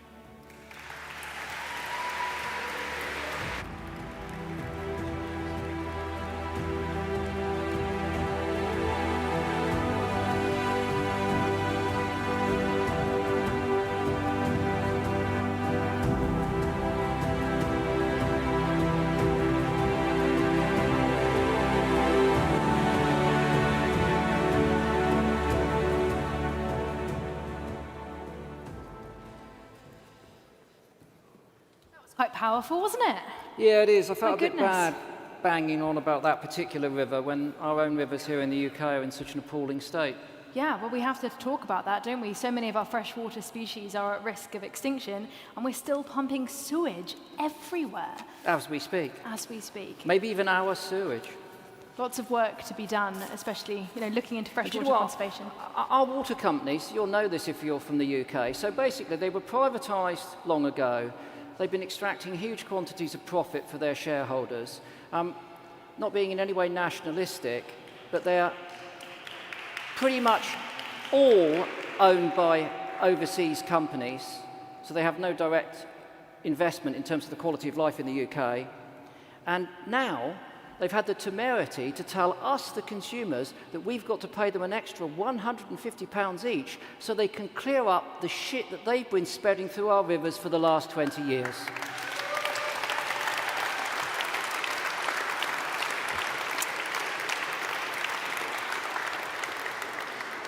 I'm in campaigning mode at the moment, aren't I? I can tell you've gone full No, steam but ahead I don't mean now. I'm in major campaigning mode. I'm thinking that I might launch a campaign that says, let's not pay our water bills until you clear up the shit.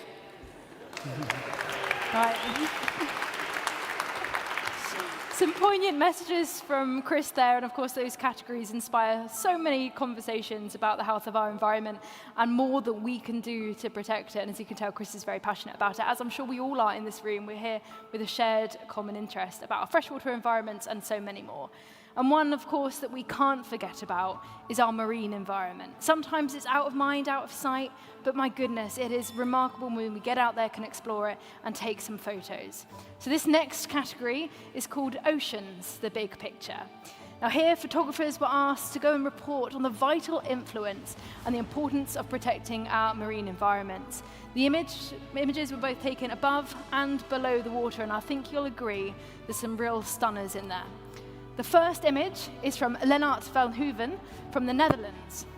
Now this shows the final moments of a breached female orca taking her last breath in Zeeland in the Netherlands. It's a devastating image. You want to see orcas in the wild so much, but to come across this, a breached female, is really hard to see. And that gasp of water, that Vespa coming out of her, is named the last gasp for a reason. It really tugs on your heartstrings, but it's a beautiful image, a poignant image, and one that I'm sure will stick in all of our minds for many days to come. The next photo is from Jeff Patton, and this is from the Netherlands. And this is a sailfish, the fastest fish in the world. Fantastic adaptation, that beautiful dorsal sail that it has, enabling it to reach speeds of up to 68 miles per hour in the ocean. A top predator, but not when it comes to the hands of humans. And this image is particularly, well, astounding. You've got that full sailfish there, but the head in his hand as well, that sword-like structure which they use to help them predate in the ocean. And when we think about it, over 1/3 of our fisheries are overfished. So all of these photographs are asking us questions, getting us to think about something, getting us to feel about something. And this photo for me certainly does that. The next photograph is from Brian Matthews from the UK.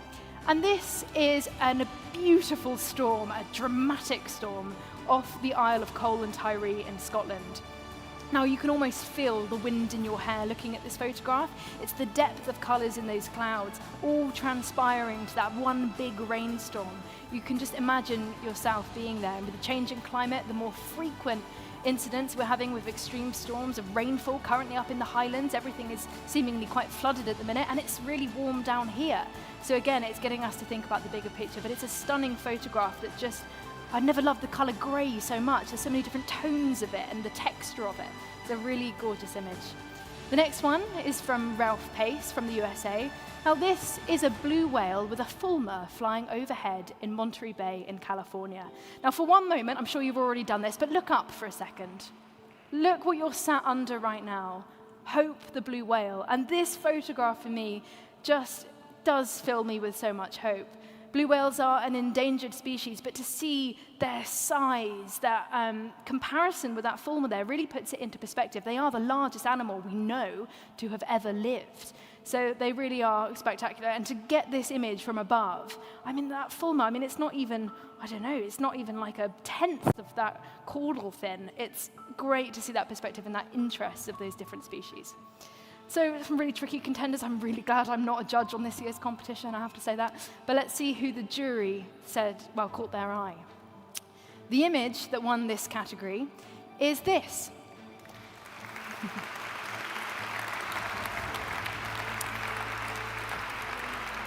As I said earlier on, this is a photograph by Leonard van Heuvel of a female orca that has breached and is taking her last breath. She is 5.5 meters in length, 18 foot, and she breached in October 2022.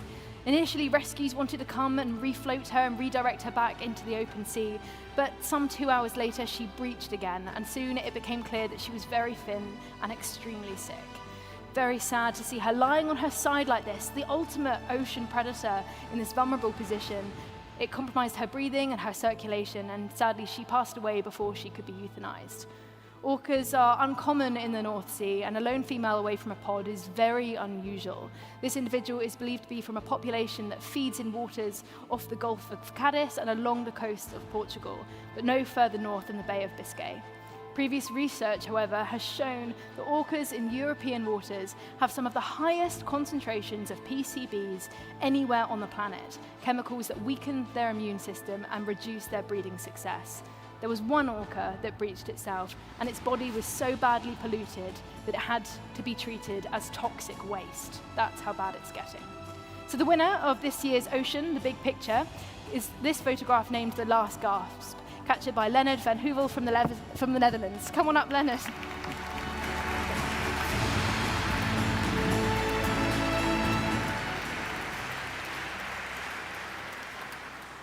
Good evening. I think it's many wildlife photographers' dream to one day get some success in this competition. And for me, I thought it would probably not happen in the next 20 or 30 years and would be something of a life goal. And I never would have dreamed that it would happen with an orca from the Netherlands. And I certainly had thought that the animal would look a bit happier in my picture when I would get some success. But it is what it is. And I also like to point out that it's also encouraging, I think, and I see many pictures also this night, that you don't actually have to go far from your home to watch extraordinary things in nature. And for me, this was the first and only orca yet I've watched in my life until now. And I certainly hope the next time will be under better circumstances. And strandings of orcas in the Netherlands are very rare, fortunately, and I hope they will remain a rare thing. But we know that many animals that live in the sea live under very uncertain circumstances. And I certainly hope that my picture will help raise even more awareness than there is already for this subject, and that things might actually change for the better. Last but not least, I have a couple of thanks to make. Of course, to the jury for taking notice of my picture, and to the museum for hosting this great event. But last but not least, to my family, who is probably, most of them are watching right now. And especially I had promised I would thank my little sister Hilde, who has liked every single one of my Instagram pictures, and I promised her I would thank her for that. So thank you, and thank you all. Congratulations, well done, here you are.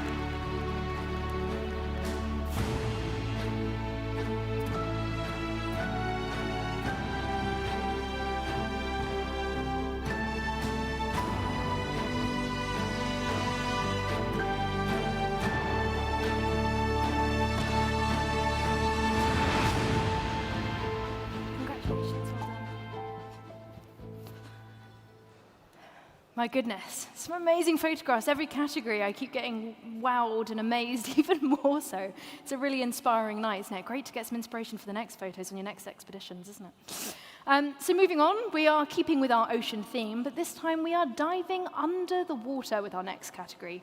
These images portray particular marine or freshwater environments, always with aesthetics in mind.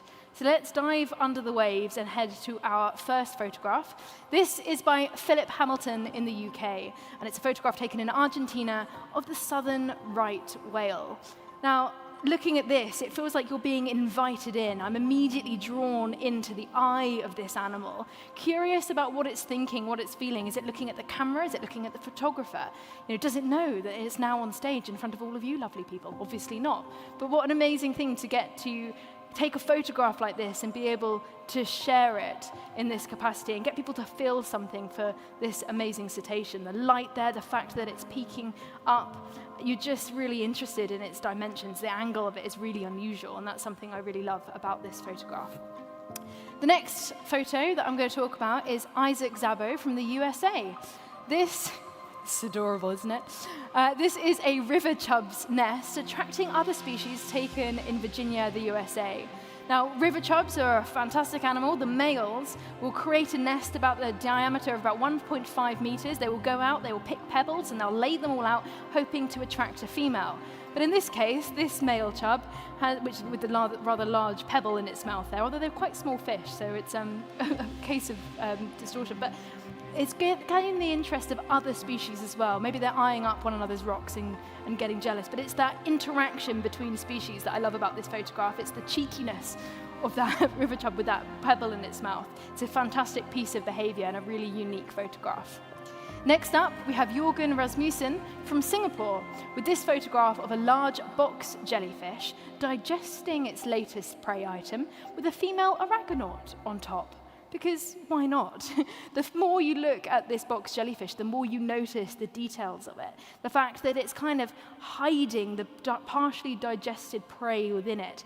And that sort of is attracting the interest of this other animal which is coming and sitting on top. But it's the colors of the blue, the golden tones there that really match well together. And to photograph in this kind of environment, obviously in a very dark environment, takes real skill and ability. So it's a really fantastic image. Up next, we've got Alex Mustard from the UK, taking this photograph in Sulawesi, Indonesia. It depicts a really healthy coral reef with lots of ghost gobies. Now, this image is immediately eye-catching. It's the contrast of colors between the blue and the orange really draw your eye in. It's that vividness, and when you get closer and you can see those ghost gobies, those two fish on those orange branches, really kind of grabs your attention. The more you look at it, the more you want to kind of get closer to the screen to investigate what's going on even more. So that is a fantastic photo. Up next, we've got this picture from Mike Koroskolev from Russia. This is a hippopotamus, of course, with her two offspring taken in South Africa. It's the light that penetrates through the water. It's this mother with her older offspring in front, and if you get your eye in closely, you can see a younger one poking its head out just behind. Obviously, hippopotamus are incredibly protective of their young, so I know that Mike had to be very careful getting this image, and these hippopotamuses got to know him and his boat a little bit so he could get these intimate details for fantastic pictures like this. But what did our jury think of these images? Well, there has to be a winner, and I'm really pleased to announce that it was this photograph.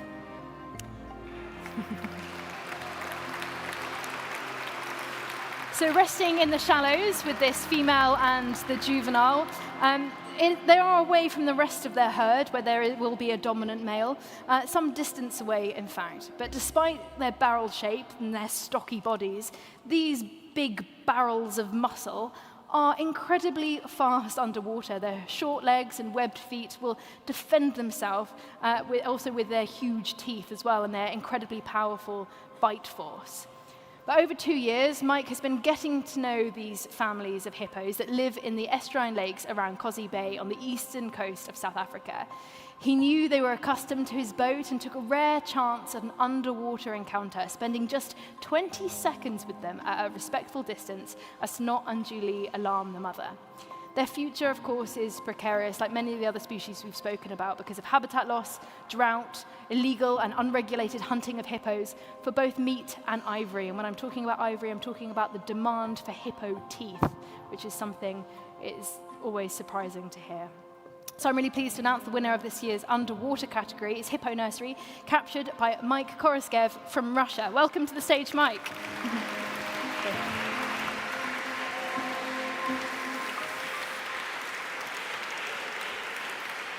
Thank you. It's a big honor for me to be awarded by this prize since it's Oscar in wildlife photography.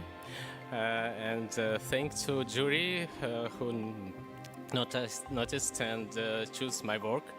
I made this shot not because of bravery, but because of long observation and because of my dream to be with them in their habitat, and because I don't take wildlife as something aggressive, and when I under the water I feel that I'm the part of nature, and by my mind more people feel the same, more chances we have to protect our planet and wildlife. Also thank to my wife who supported me, my wife Maria, who supported me to this project.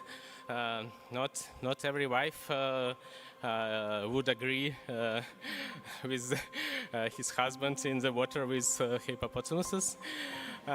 So I make sure that that is true love. I wish best luck to every winners of categories, and thank you very much. Congratulations. Well done. There we are. Congratulations.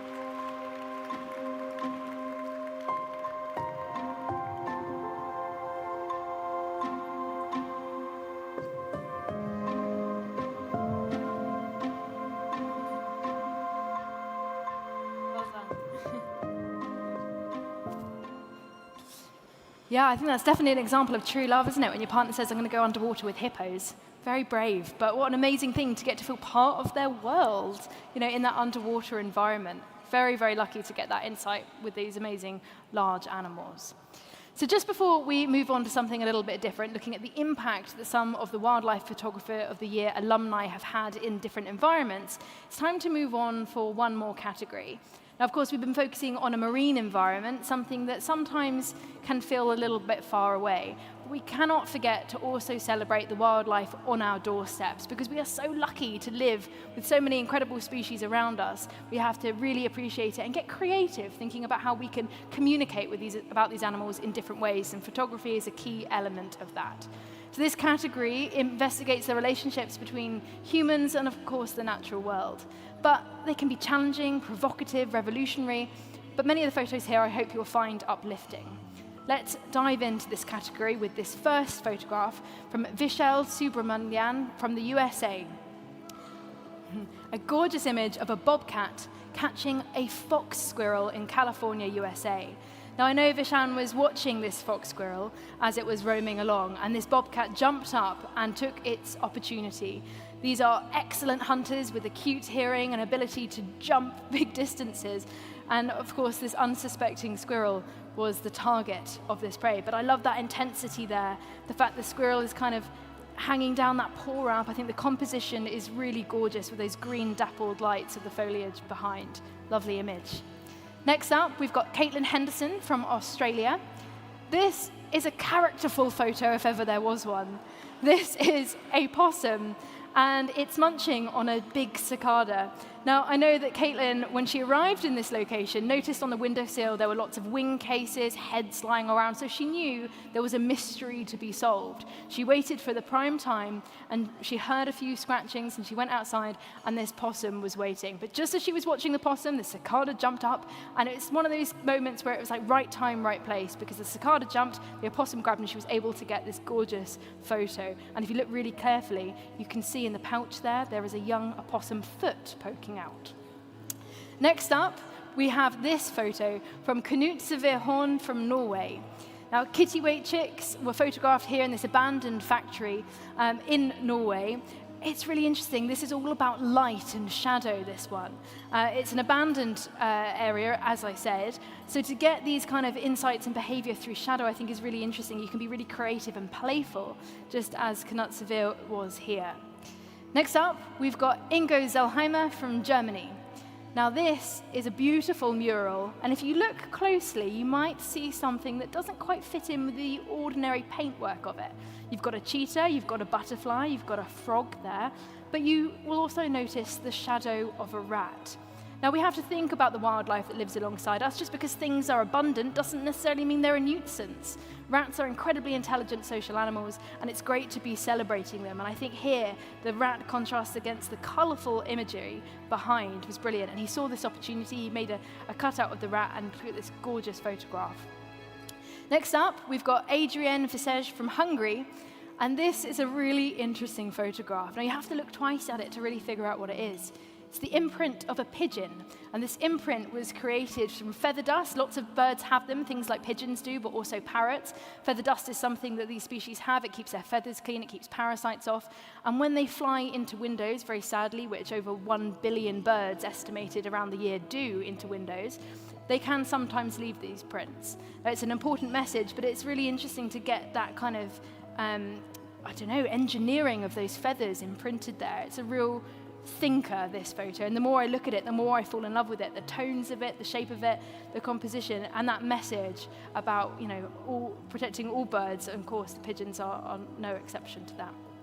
But what did the jury choose? Well, that's the big question. And they decided for the urban wildlife category that this image had to be the winner.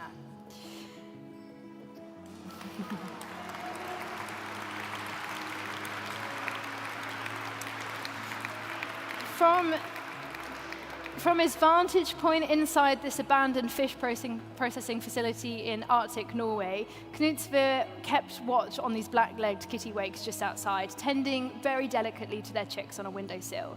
The shattered glass that was once there has long been replaced with this translucent fiberglass plate, so his view was all about prevailing light. By day, the birds were visible by only a really vague outline. So it had to come by night, and weather determined, as well as the angle of the lingering midnight sun. Kittiwakes, of course, nest in large colonies on narrow ledges, high up on steep coastal cliffs, but more recently numbers have plummeted, and kittiwakes have been heading into the hearts of our cities in urban areas. Shortage of food is thought to be the cause, due to a warming ocean, fisheries, and of course pollution. Many times, Knutsevere was foiled by fog, clouds, and the birds' behavior, but as midnight approached and the low summer sun struck the north-facing window, sharpening the birds' silhouettes and giving him the perfect image that he wanted, and it's that tenderness there of that parent chick looking down, which is brilliant. So it gives me great pleasure to announce that the winner of the urban wildlife category, Birds of the Midnight Sun, is Knutsevere Hon. Please welcome Knutsevere.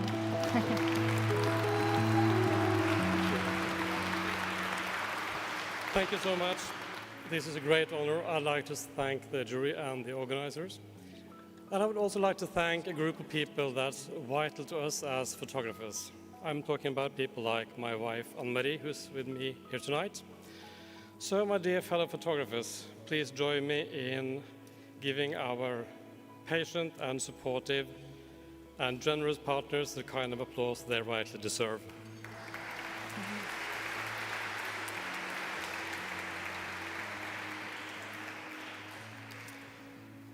I'm, of course, delighted to be here tonight, but I'm not so happy when I think about these kittiwakes.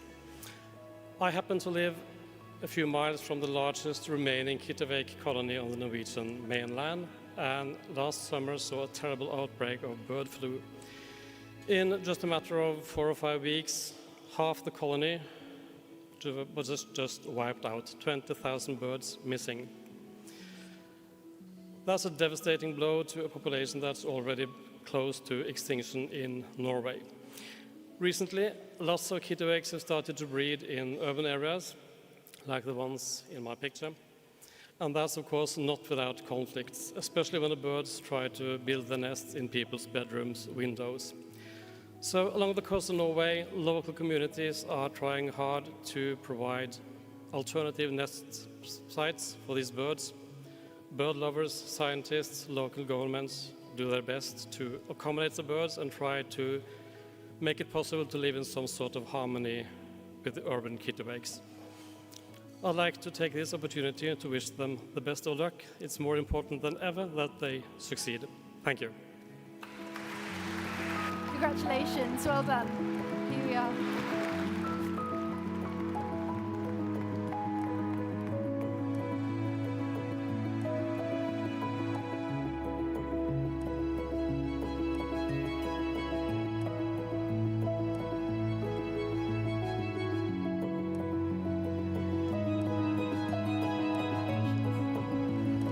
Right. Yeah. Yeah. Okay, so Beast, we've been shown the yellow card. Have we now? Have we, Yeah, have we're we been 25 chatting too minutes much? over. Sorry, 25 everyone. minutes. So I'm going to move swiftly on to the next category, if you don't mind. But this is where the flavour of the evening, unlike your fine vegan cheese, is going to take a different turn. Because our next category is basically about photojournalism. And it includes some pretty tough images, if I'm honest with you. So brace yourself. I'm going to pray see the contents to a bare minimum, but the pictures do a lot of speaking for themselves. Let's take a look at the first photograph. This was taken by Jasper Durst from the Netherlands. It was taken in Gabon. The elephant in the photograph has been struck by a train. It's had its hip broken. The rangers turned up to euthanize it. They had one bullet they missed. About 20 elephants are struck by trains, which careen through this reserve, 2 a day, and this is not an infrequent occurrence. The animal was euthanized using machetes. The next photograph we have is this one.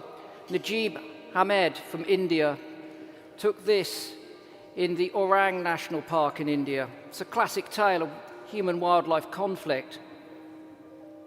Population in this part of the world has grown considerably. The amount of habitat for tigers has shrunk. You can't only shrink it to a certain point. They need a large range, a large prey base. And whilst efforts have been made to make sure there are corridors between various habitats where these animals can exist, they stray out of those when food runs short, and this brings them into conflict with people, and you can see there. Peer through a couple of the fleeing humans, and you'll see someone bending down with a stick pointing at a tiger. This is not ideal for tiger or human. This is something that needs rectifying. Next up is this image. Xinheng Che from China took this in a Chinese zoo. It's a South China tiger, or is it? There were 200 of these animals in captivity. The last one seen in the wild was in 1988. Habitat loss, poaching, and the fact that Chairman Mao declared them a pest and they were rigorously hunted has pushed them possibly to the brink of extinction in the wild, or maybe they're already extinct. The zoo's excuse is that they're going to breed them back to release them. Where are they going to put them? There is no habitat. That's a fantasy that zoos are hanging on to. And besides which, this tiger is probably not pure South China tiger any longer. It's probably corrupted with Siberian and Bengal tigers. Next up, and perhaps most shamefully from my perspective, is this image. And this was taken by Neil Aldridge, who's a South African photographer working here in the UK. He's been documenting mixed reactions to the world's most successful small carnivore, the red fox. This is an animal that's been badly wounded, probably by terriers, because although hunting with dogs was allegedly outlawed in 1997, trail hunting, which has been described by the hunters themselves as nothing more than a ruse, continues.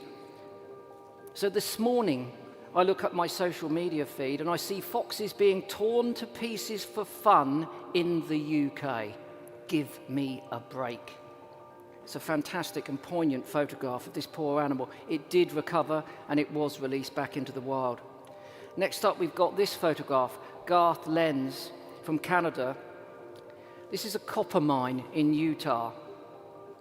It's apparently the largest hole that we've made on Earth. It's visible from space. It's owned by Rio Tinto. They have apparently, after legislative measures, promised to clean it up. But the surrounding communities continue to report significant pollution. And in fact, over the period of time that it's been being used, it's led to the most significant pollution events that have ever taken place in the United States of America.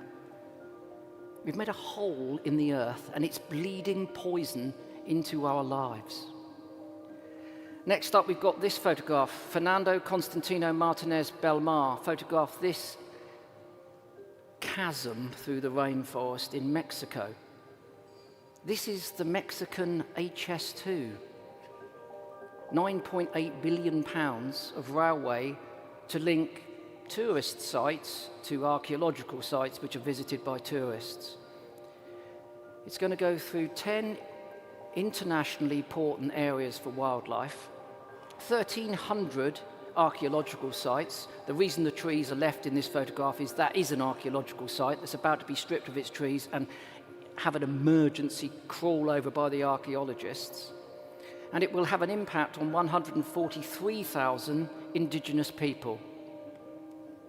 Already, it's leading to incursions for illegal logging and, of course, the illegal wildlife trade. Next up, we've got this photograph.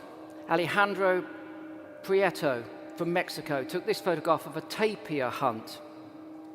I mean, this is just like fox hunting, I guess, only it's in Mexico. It's a pack of dogs chasing a wild animal down. Allegedly, the tapir wasn't shot on this occasion because this community has realized that they're endangered animals. They're losing habitats, not just hunting that's driving them to ever smaller populations and fragmenting those populations. But of course, the animal was apparently spared, but not spared being chased across the country and terrified by these animals. So whether it's happening in our backyard or in Mexico, the willful hunting of animals for pleasure continues. Bonkers. Next up, we've got this photograph. And this one was taken by, what do we got here? Alessandro Falcao. Shows a jaguar. The jaguar was living in the Pantanal until a third of it caught fire in the droughts. And it was probably pacing around on the burned ground looking for its cubs until the skin was burned off of its feet. Now, fortunately, it found its way to this rehabilitation center, and there it is being rehabilitated. One of the most magnificent animals, one of nature's greatest masterpieces, spread-eagled on some Hessian with its feet bound. It can never go back into the wild. The good news is that it has produced a cub, and there's a chance that the cub will go back into the wild. And last up, we have this photograph. Mikhail Sierek from the Netherlands photographed this. It's a crate, and it's got a tiger inside it. This is actually a bad news story at this point because the tiger's been without food and water for a few days. But the good news story is that it was part of a rescue campaign that was bravely run through Ukraine during the course of the conflict to get as many of these exotic animals out. And they've done an amazing job relocating as many as 200 of these animals. But it's no fun being crammed into a crate and dragged out of a war zone without food and water. You've got to ask, what were these animals doing in captivity in the first place, and what are they doing in captivity now? The point of all of these photographs is to ask those questions. Somehow, the judges had to choose a winner, and they chose this photograph. This is that chasm through the rainforest.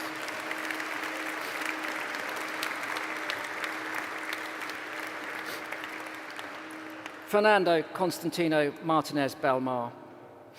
Yeah. Well, I think I've probably said enough about it, actually. This has been going on, hasn't it, since we were all kids.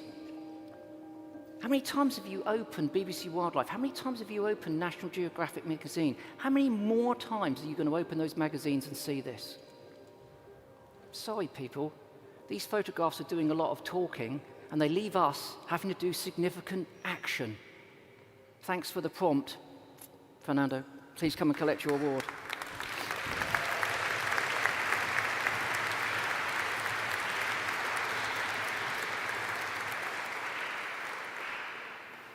Good evening. I'm very honored to be here today receiving this award. I would like to thank the Natural History Museum and the jury for selecting and recognizing my image. I would also like to thank both my partner Carolina, who is here with me, and my family in Mexico for always supporting me. And this image reflects one of the biggest ecocides in the history of the Yucatan Peninsula. More than 6,000 forest hectares have been deforested to make a train line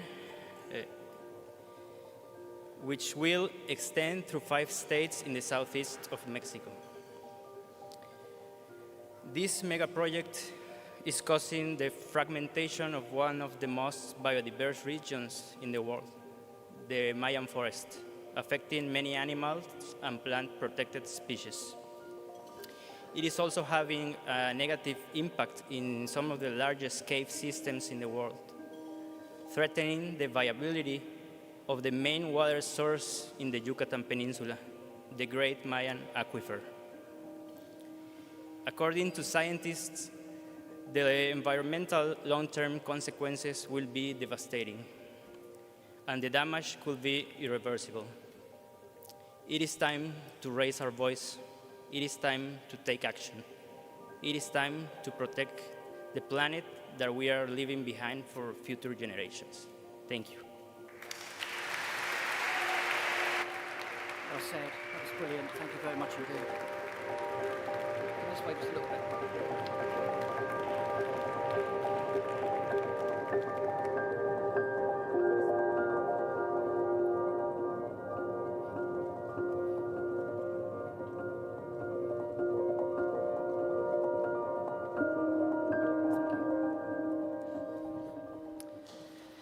Okay. Next up, we've got the Photojournalist Story Award. So this is an award which needs to tell a story with 6 images. They need to be obviously individually strong. No weak images amongst the 6, but you have got the opportunity to extend your narrative by 5 more than the previous category. We've awarded a highly commended story and a winning story here. So first up is the highly commended story, and these photographs were taken by Morgan Heim. And it's a story that asks an interesting question. Is killing for conservation an oxymoron? I'll try and see the story as rapidly as I can. The northern spotted owl lives in the northwest of America, and up until the 1980s, they were logging that like crazy. Fortunately, the timber wars started, and that led to quite a significant area being protected, not just for the northern spotted owl, but for the entire ecosystem. However, by that stage, barred owls, previously residents of the east side of America, stretching all the way from Maine down to Florida, had somehow made it across to the west side. Now, they are slightly larger than the northern spotted owls. Without getting into the nitty-gritty of their niche separation and their ecological impact, these owls, the one that you can see here, the barred owl, are leading to a decline in the spotted owls, even when the forest remains. What 17 years of scientific research has shown is that going out and shooting the barred owls has led to a stabilization of the population of the northern owls, spotted owl. So here, local communities are actively going out. They play the tape lures at night. They target these animals. They shoot them specifically, nothing random about it. This is done under license and it's done properly. But it's not a long-term fix, is it?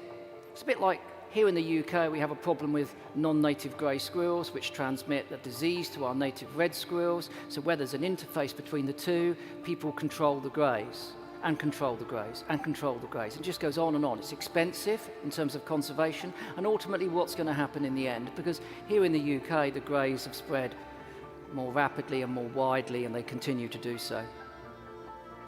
The photographer, Morgan, took the photographs using infrared, so it didn't impact on those. She was working with people from the local indigenous community, and it does generate an interesting question. There's hardly a square meter of our planet that isn't now in some form of manscape.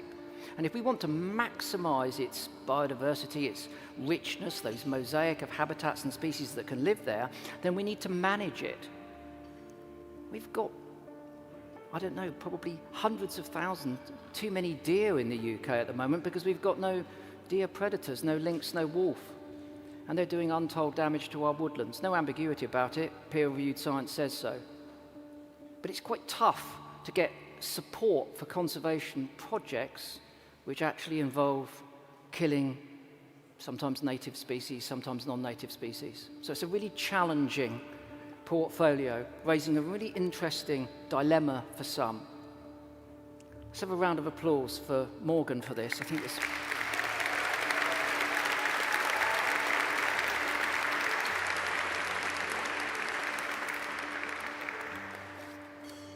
All right, brace yourselves. This is the toughest look of the night. I can tell you we're going to follow it with something exquisitely beautiful, but you've got to look. The first thing I can say about Corinne Agner's portfolio is that she went out there and shot it. She had to go and look at all of this stuff, not only look at it, think about it. Think about how to tell the story. Turn up day after day, mix with this community of people, and compose these photographs. To not look at the image does her an enormous disservice, and it renders us impotent to do anything about it. So what are we looking at here? Well, we're looking at Texas. Now, Texas is, I come from the UK, but it's famed for its hunting. And a lot of animals there have hunting seasons, but these animals don't.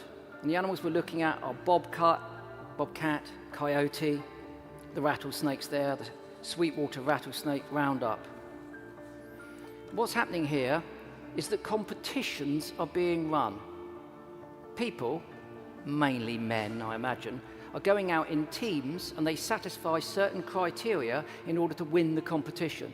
So sometimes it's the heaviest bobcat. So they try and shoot the biggest animal that they possibly can. On other occasions, in order to qualify, even to get into the sort of biggest bobcat competition, they have to shoot 15 foxes or X number of coyote. This is orchestrated extermination of predators across Texas. In 2020, whenever Corinne took it. For me, these images are a really tough look. I love life. I love ecology. I know, as you all know, that we need these keystone and mesopredators to keep ecological communities sustainable and healthy. No scientific work has been done by any agency in Texas to understand the damage that these types of extermination events cause. That's where we're at. Corinne, I have to thank you for taking these photos because I'd never seen anything like it before. And as you can tell, it's elicited a reaction in myself, and I'm sure it's elicited a reaction in many other people too. Corinne, please come and collect your award.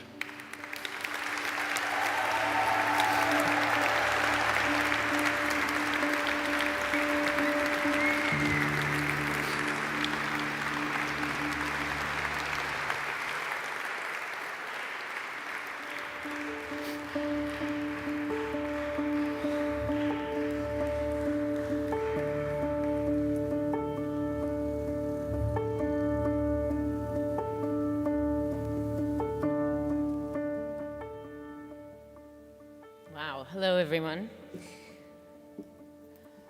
There's a lot to unpack here. So we're killing for conservation, as Morgan showed us, and we're killing for fun. And you were asking where the women are. Well, we're telling those hard stories.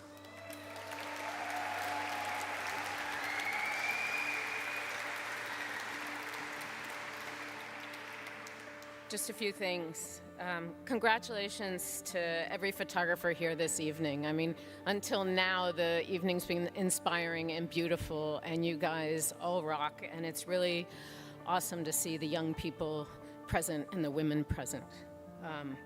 Thank you to the museum for once again having a wonderful party and bringing photographers together, which we never are because we all work on our own.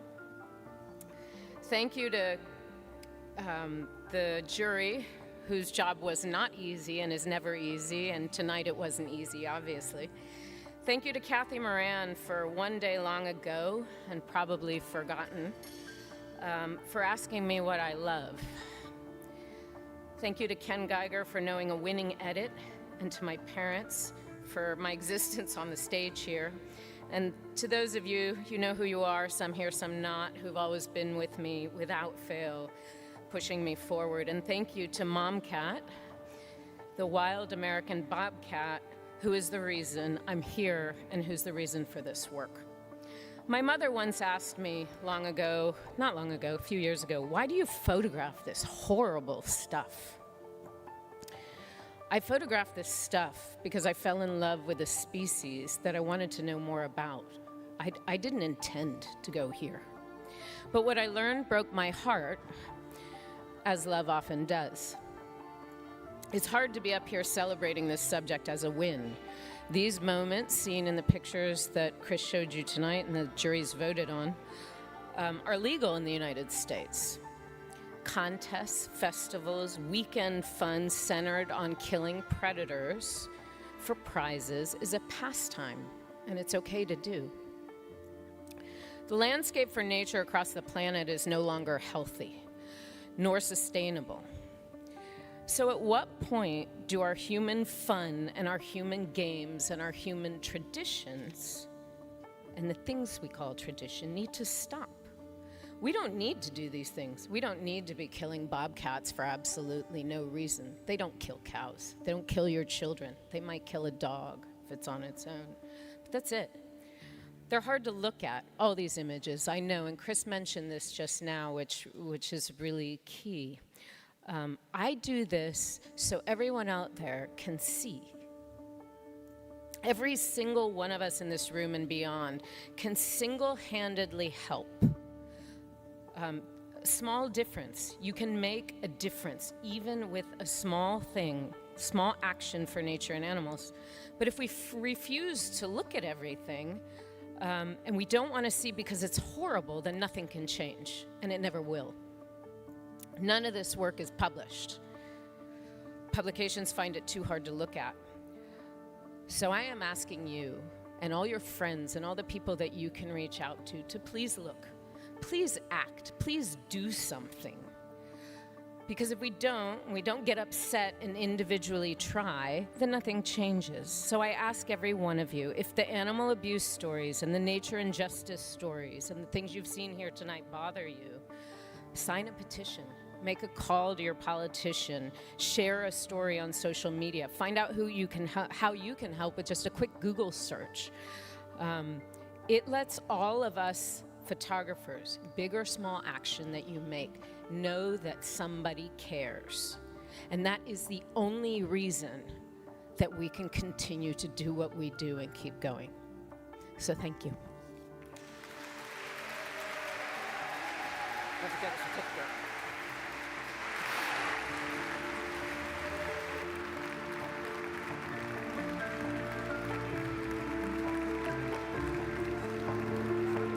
Just one of you on your own.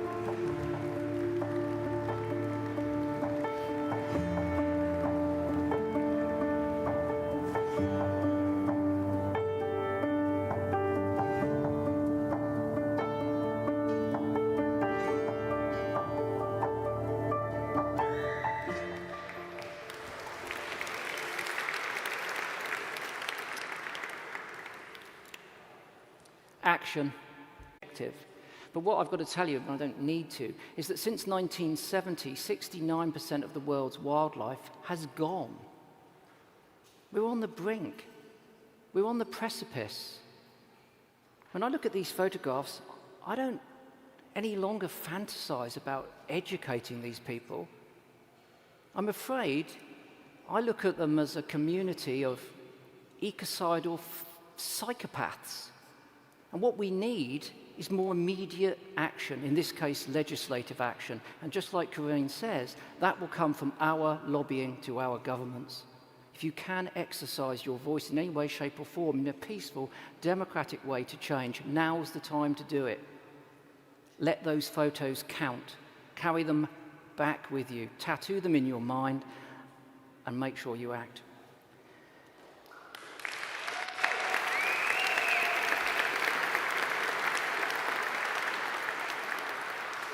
Because the good thing is, when we do act, we can make a difference. We've just published the State of Nature report in the UK, and it tells a terrible state about our declines and loss of habitats. 16% of our species that are monitored here in the UK are in danger of extinction. We're one of the most nature-depleted set of countries anywhere on the planet. But what that report also says is that where we have focused endeavours on targeted species with all of the skills, expertise, energy and endeavour that we can muster, plus the economic backing, we can make a difference. Not just in the UK, but all over the world. And that's why our next award is a way of celebrating that. The next award is the Portfolio Award, a body of work chosen for being both original and outstanding, and of course, not one of those pictures can be lazy. They all have to count. They all have to be very, very good. And this year, the judges have awarded the prize to Laurent Balester for his portfolio of the three-spined horseshoe crab. Let's take a look at these photographs. It's an extraordinary animal. There's only 4 species on the planet. This one is living in Indonesia. And Laurent has captured aspects of its anatomy, this compound eye there. They have more than 2 eyes. They've got a whole range of eyes. They've even got eyes underneath their carapace. Goodness knows why, because they spend a lot of time scuffling through the mud. Here, they're not scuffling through the mud. This is a male that's reversed onto a female, and they're mating, a process that can take 10 hours or so. He will wait for her to have those eggs ready to fertilize and then release his sperms into the water, as you can see here. She then has to journey up to the beach, where she excavates a shallow in the silt or the mud, lays all of her eggs. And these animals are in trouble, loss of habitat, typically, pollution, typically, but also because they're gathered for their unique blue blood, which still is implicitly important when it comes to the developing of new vaccines. So effectively, they're harvest. They're also eaten as well, of course. But the good news is that these beautiful, golden, ancient creatures, which, take, 2 or 3 years to mature, breed best when they're 10 and can live till 20, can be conserved. Because in this area where Laurent was working in water that was, sometimes 15, 20 meters deep, their population is stabilized and is in fact even increasing. Now, the likelihood is that no one, apart from Laurent, in this hall, will probably ever see one of these horseshoe crabs in the flesh. But for me, that doesn't matter. I just need to know that somewhere out there in the world, something as mad, ancient, old, crazy-looking, some trilobite-type creature still has space to thrive. Otherwise, frankly, what's the point? It's a great set of photographs. It's a great good news story. They're fantastic creatures. Laurent, please come and collect your award.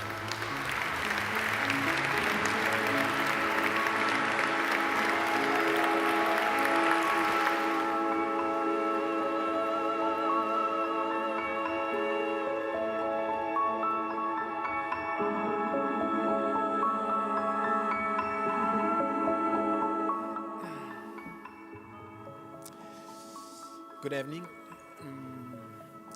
Thank you to the jury to award my photos. Thank you to the museum to organize such a unique event. And sorry to come from a country where we don't speak English very well. Even if anyway we're going to win the Rugby World Cup very soon.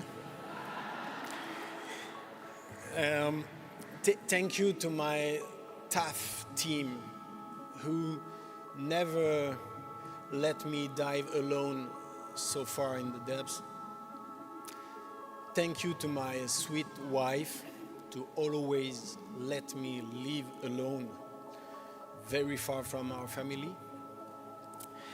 Philippines Island, where I did this photo, owns one of the highest marine biodiversity in the world. But high biodiversity doesn't mean there is no problems. The place where I took these 6 photographs have been devastated during decades and decades by overfishing and pollution, but now is a marine protected area. So my wish with this photo was, of course, to illustrate this amazing animal, but I was dreaming also that these images could be a kind of illustrate the idea of a new hope.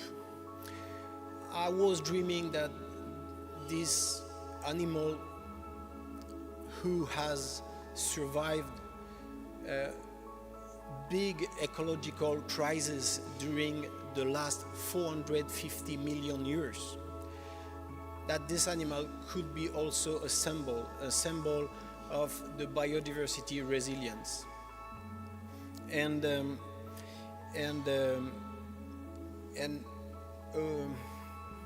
to receive this award tonight, at least tonight, let me believe that maybe this horseshoe crab is the symbol of a possible revival. Thank you very much. Don't forget your certificate.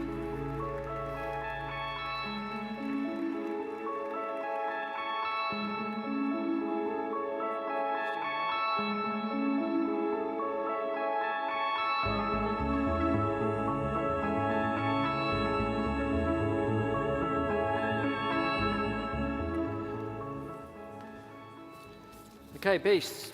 Just a couple more categories, and then we're at the crux of the matter, aren't we? Yeah, we're nearly getting there, so bear with us. We've got a couple more to get. We're nearly there, I promise. Now, following on from that fantastic portfolio, we're going to go to our Rising Star Award. And this category aims to inspire and encourage photographers aged between 18 and 26, and is given for a portfolio of work that demonstrates style and artistic intent, as well as illustrating consistent quality, which is no easy feat for a range of photos. Should we see who won this brilliant Rising Star Award? Let's take a look at the first image from Luca Melcan. So born at the foot of the Vaucluse Mountains, he took his first hike in the French Alps and he heard the roar of deer. He was just age 5. He became a professional mountain guide and nature photographer. He's addicted to the cold, as you kind of have to be going out into that environment, and looks at the weather to always plan his expeditions. With a love of snowstorms, he is fascinated by the adaptations of his subjects, taking in their lives without disturbing them. Tonight, we're welcoming Luca Melcan to the stage to accept this award for the portfolio Alpine Exposure, which has taken the top spot in the Rising Star category, with this image, the Ice Ibex, going in as a contender for the grand title. Let's welcome to the stage Luca, wherever you are.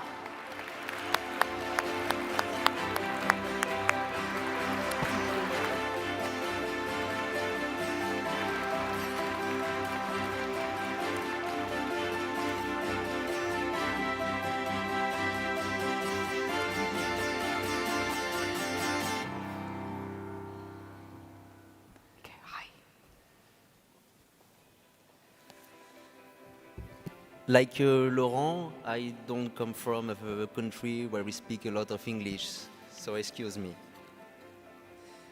Good evening. These photos are not extraordinary pictures taken by a professional wildlife photographer. They are pictures taken from the perspective of a child. In fact, from my young years, I spent all of my time in the Packham mountain looking for wildlife, and the emotion I enjoyed as a child has never faded. Today, my pictures are also a work of an historian. In the time to come, 2 of these frames will no doubt be empty.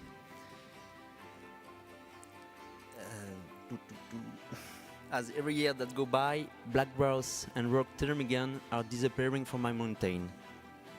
I'm proud to be here today and share with you the beauty of this place, and I am honored that my region that I love so much can enjoy a moment of recognition. I would therefore like to thank the jury and the museum for this incredible award, as well as my parents, without whom nothing would have been possible. Thank you.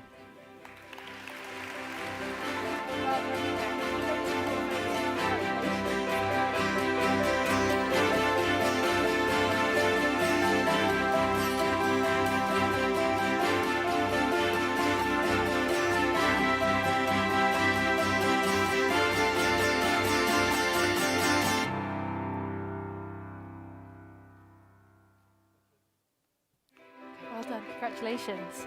Luca is such a worthy winner of the Rising Star Award, featuring, black grouse, ptarmigan, alpine ibex, all creatures which are, of course, threatened by climate change, and the statistics are increasingly getting worse. And this is why I was going to lead on to the big overall winners, the announcements that you have all been waiting for. And it's my pleasure to kick that off with this year's Wildlife Photographer of the Year Awards. Now, you've all seen the images, and I'm sure you've all got your favorites. You've all got ones that have really spoken to you, that have made you feel something. And, of course, we're all really rooting for them. So without further ado, it's really now time to unveil the Young Wildlife Photographer of the Year. But before I do, very quickly, I'd like to address all the young photographers in the room. Now, you've seen some damning photographs, you've heard some damning statistics. Use that as inspiration, use that as motivation to go out, take more photos, and do more to communicate, to protect this planet. Because as I said at the start, you are the custodians of this environment. Now, as a reminder, let's take a look at the photos that are up for the award. We've got Kamel Betcher from Israel with this lovely photograph of the barn owls looking out over an abandoned site. We've got Ekaterina B with these common bottlenose dolphins. And last, but very definitely not least, we've got Vihan Telasvikas from India. Before we announce the winner, I would like to welcome to the stage jury member and one of India's most accomplished wildlife photographers and conservationists, Dimitriman Mukherjee, to present the award.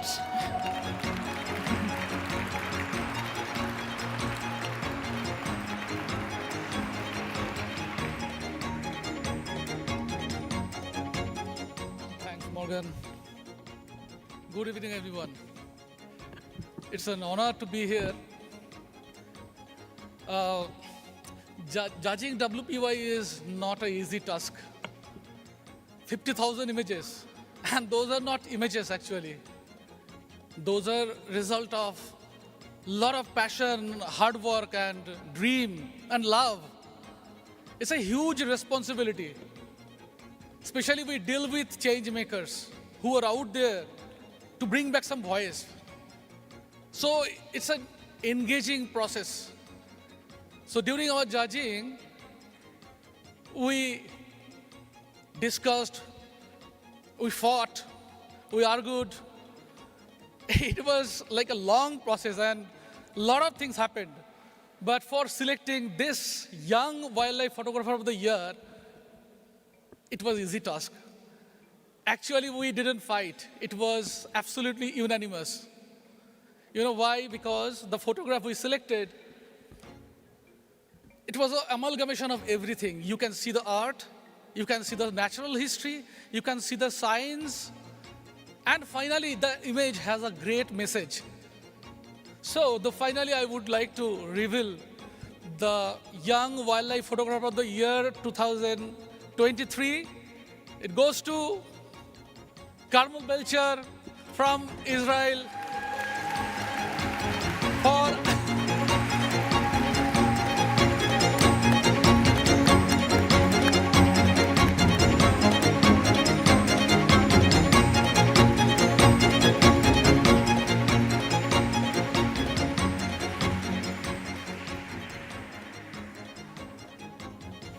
Thank you so much. This is really a dream come true to me. And I remember a year ago, I was going out to photograph in my home, in my backyard, and to the fields near my house, which is pretty much where all my work is done. And I thought to myself, my goal is to be in the Wildlife Photographer of the Year before I turn 18, which is next week. And yeah, thank you.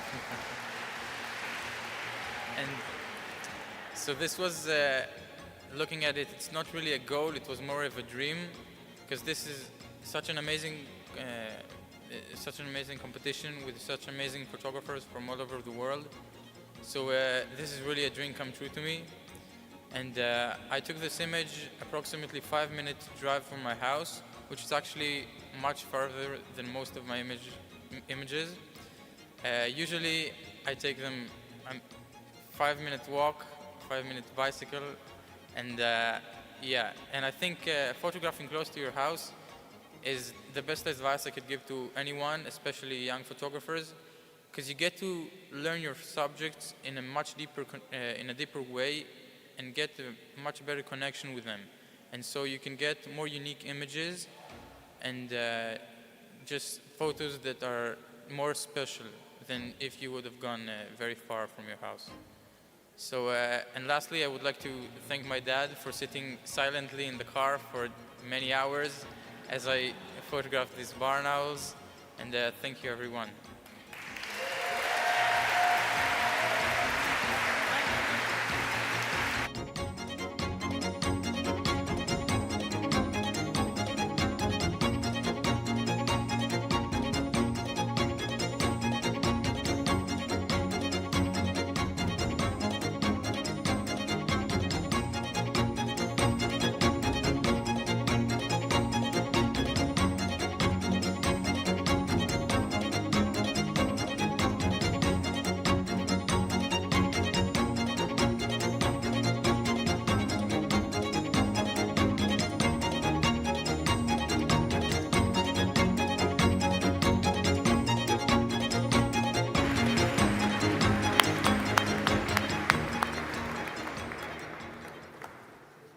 Congratulations again to Carmel.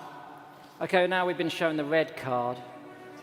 I don't know how many minutes we're over, but we're over. So we have got to the final point of the evening, almost. It is the grand title.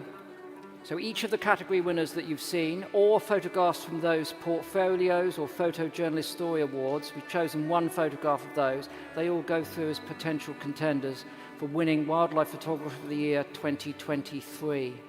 Very rapidly, reacquaint yourself with these photographs. Firstly, Vishnu Gopal from India, Amit Eshal from Israel, Hadrienne Lalagou from France, Bertie Gregory from the UK, Juan Jesus Gonzalez Ahumada from Spain, Shriram Murali from India, Rachel Bigsby from the UK, Agrorastos Papasanis from Greece, Joan de la Maya from Spain, Lennart Verheuvel from the Netherlands, Mike Korostelov from Russia, Knut Sverhorn from Norway,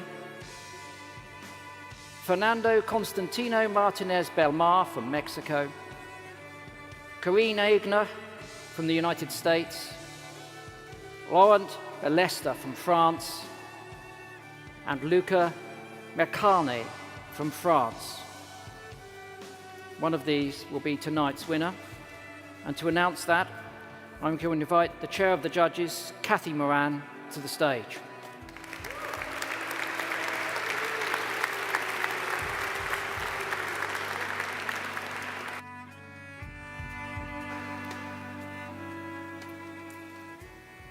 Thank you, Chris, and it's an honor to be here to present this award.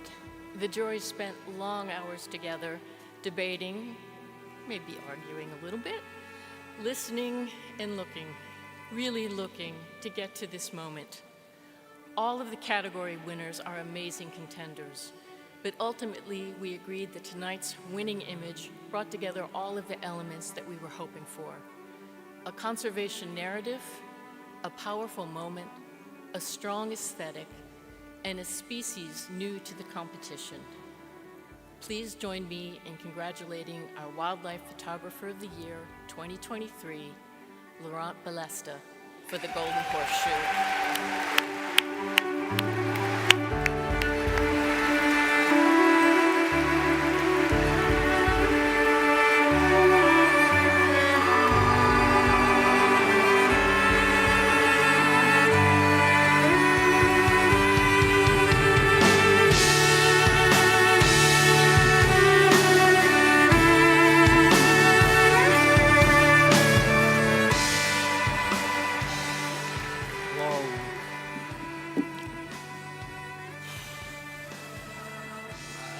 I didn't write anything.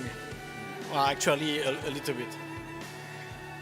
I don't know what can make me more happy, according that we're going to win the World Cup.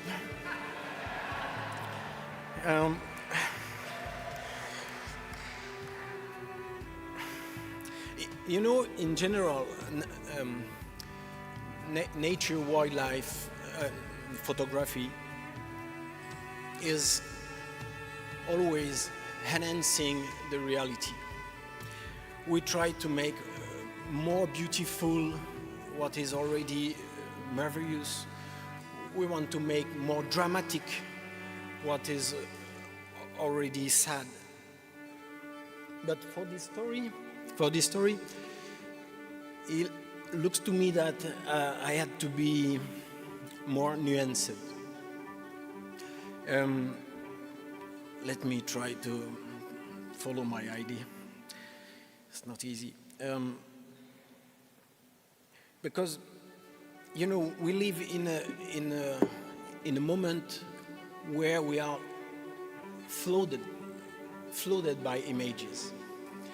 And with this award, you are proving that some very discreet things, some very tiny animals, not even beautiful, not even dangerous, can touch people and can even be important. And I would say that with this award, you are proving that subtlety can be remarkable.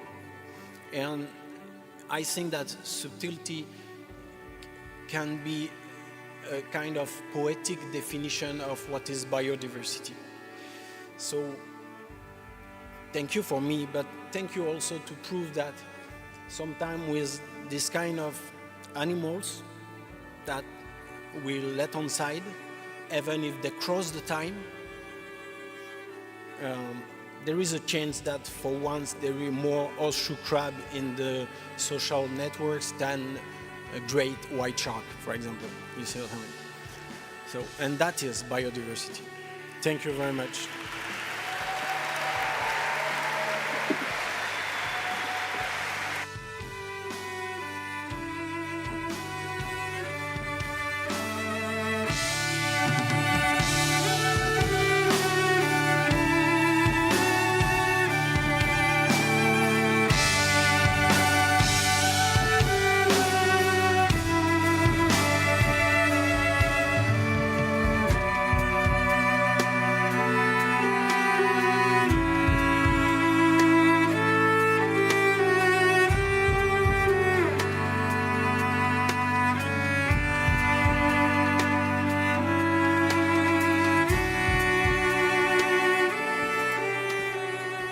Wow, what an evening. Congratulations, Lauren. What an amazing photograph. A well-deserving winner for Wildlife Photographer of the Year 2023. Now, we have to, unfortunately, start wrapping up this beautiful evening, but we're going to do so with a film. This, of course, is a really powerful moment for photographers because when your photos get out there, they can inspire so much. And over the course of the Wildlife Photographer of the Year's history, there are so many amazing alumni that have gone out there and shown their photographs to the world and have not only changed the course of science, they've changed the course of conservation and people's attitude towards wildlife. So this film here highlights some of those alumni and shows just the difference that can be made through all of your photographs. We're living in the age of humans. Never has the relationship between people and planet been so important. So important. And then we'll introduce Doug. Humanity is destroying its own life support system as the natural world faces unprecedented declines. Photography allows nature's problems to be documented, discussed, and crucially acted upon. The link between science and photography is now stronger than ever. I was one of those children that decided at age 6, this is what I was going to do. And now I travel the world taking pictures of animals for a living. Photography is incredibly powerful. I've always, from the time that I was very young, decided that I would use my photography to help conservation and to create change. As part of my work with baby animals, one of the things I worked on for many years was animal rescue. And so I was shooting a story in Costa Rica. And one of the things the sanctuary did is they assigned Becky to me. Immediately, we became best friends. During those first 3 weeks, we hatched this crazy plan together that we wanted to travel all over South and Central America and photograph all 6 species of sloth. It's very difficult for us to portray what's happening to sloths to the wider world. To do that, you need really powerful imagery. The biggest threats to sloths are actually power line electrocutions, being hit by cars as they try to cross roads, and dog attacks. Now, these guys are considered a vulnerable species, so that means there isn't very many of them left, and they do have a chance to go extinct. We might not have these guys exist by the end of our lifetimes, which would be really sad because they're very special little animals. One of the things that happened very quickly in Becky's work is that she expanded her work to include conservation, not just hard science, and she started the Sloth Conservation Foundation. One of the things that we can do as photographers is document and use social media for creating awareness and fundraising and just generally getting the world to fall in love with sloths. And you cannot have a great social media account without having fantastic imagery. You need that.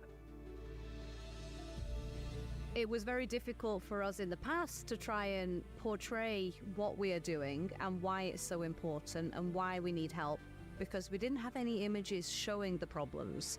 So that's where Susie has really, really impacted our work. We've educated so many people. We build wildlife bridges, do a lot of reforestation, a lot of scientific research. We help people to train their dogs not to attack wildlife. This project is a fantastic example, probably the greatest in my career, of a collaboration between science and conservation and art and photography. And the two coming together is really where the success happens.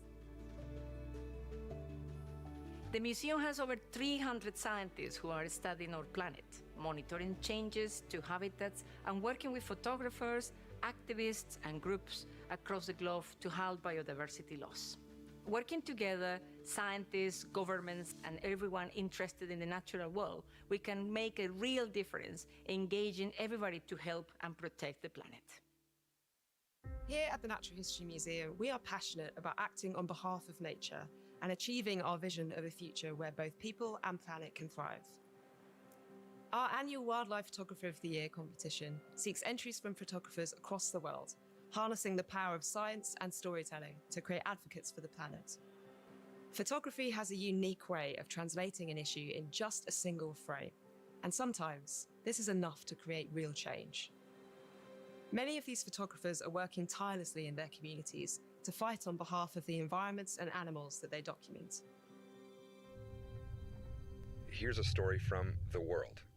This week, by rare, unanimous, bipartisan consent, the Senate passed in the U.S. the Big Cat Public Safety Act. The bill prohibits people from keeping lions, tigers, leopards, and other big cats as pets. It aims to protect animal welfare and is a huge development. I spend my life working with big cats in the wild, and to see them in small cages made us cry many times. I entered these pictures in Wildlife Photographer of the Year because this is a real problem and it needs to be dealt with. For many years in the U.S., we had no idea exactly how many big cats were held in private hands in captive situations because there was no federally required registration system. That meant that anyone could have a tiger pet in their backyard. It meant that people could pet cubs at local roadside zoos. Some of the terrible things that go on with these animals, and the whole fact that we don't know what happens to these cubs after they're too big to pet. They've been declawed, defanged, they have scoliosis of the spine. We've had swimmer's feet on some of the animals that were born to mothers that shouldn't be having babies like that. They get sent off to breed them or speed breed them, like in many cases we've seen, to provide more cubs back to the people that are doing the for-profit.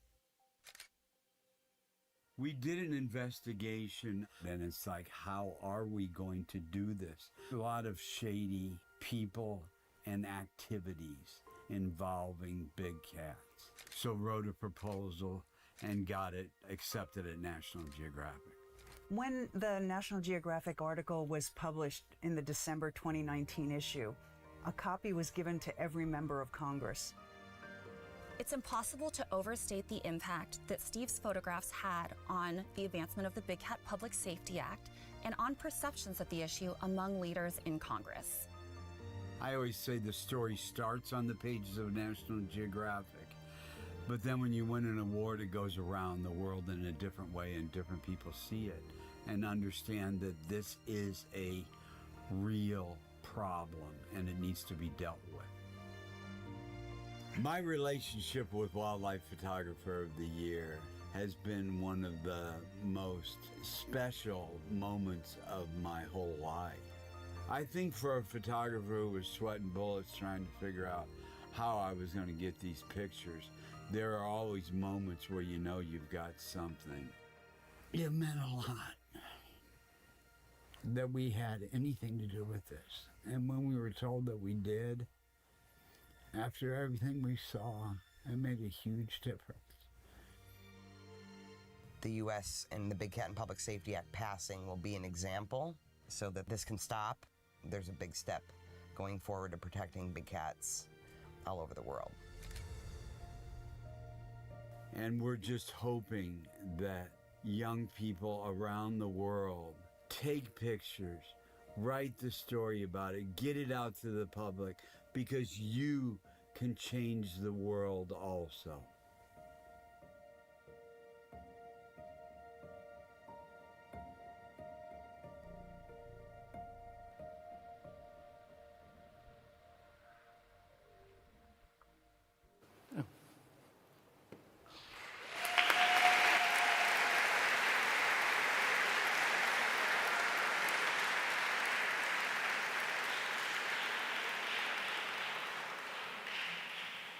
So let's close this out.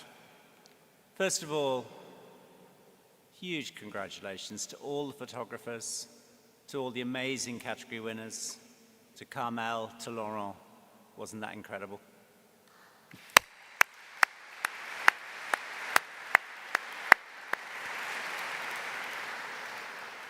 I know it's late, but if you can, please head that way in a moment. The exhibition is now open. You can actually see these extraordinary images, 100 unbelievable images. So if you have a moment, please do stay and go and have a look. Now let me leave you with one final thought, though. We've hit you with some pretty tough stuff tonight. Wasn't easy. Wasn't our goal to send you home depressed. So why don't we all just take 1 second, just look up. Can you see what's above you? Hope is above you. Hope is a blue whale, and blue whales are important. As you heard before, the most massive creature, as far as we know, until paleontology discovers a new one, but the most massive creature that has ever lived on Earth. Not quite the longest, which is just down there to the left, if you've got time to go and see Titan, but the most massive creature that's ever lived. And in the 1960s, there were fewer than 1,000 left. Today, 25,000. Viable population, growing. This is not an unfixable problem.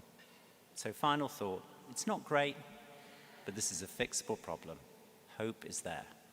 Please join us. So that's it. Thank you for coming along tonight. It's been amazing. The exhibition is open. Can I just finally ask all of the winners, all of the highly commended, to join me and the judges on stage? Otherwise, thank you so much for coming. We're so excited to have you. Thank you. Good night.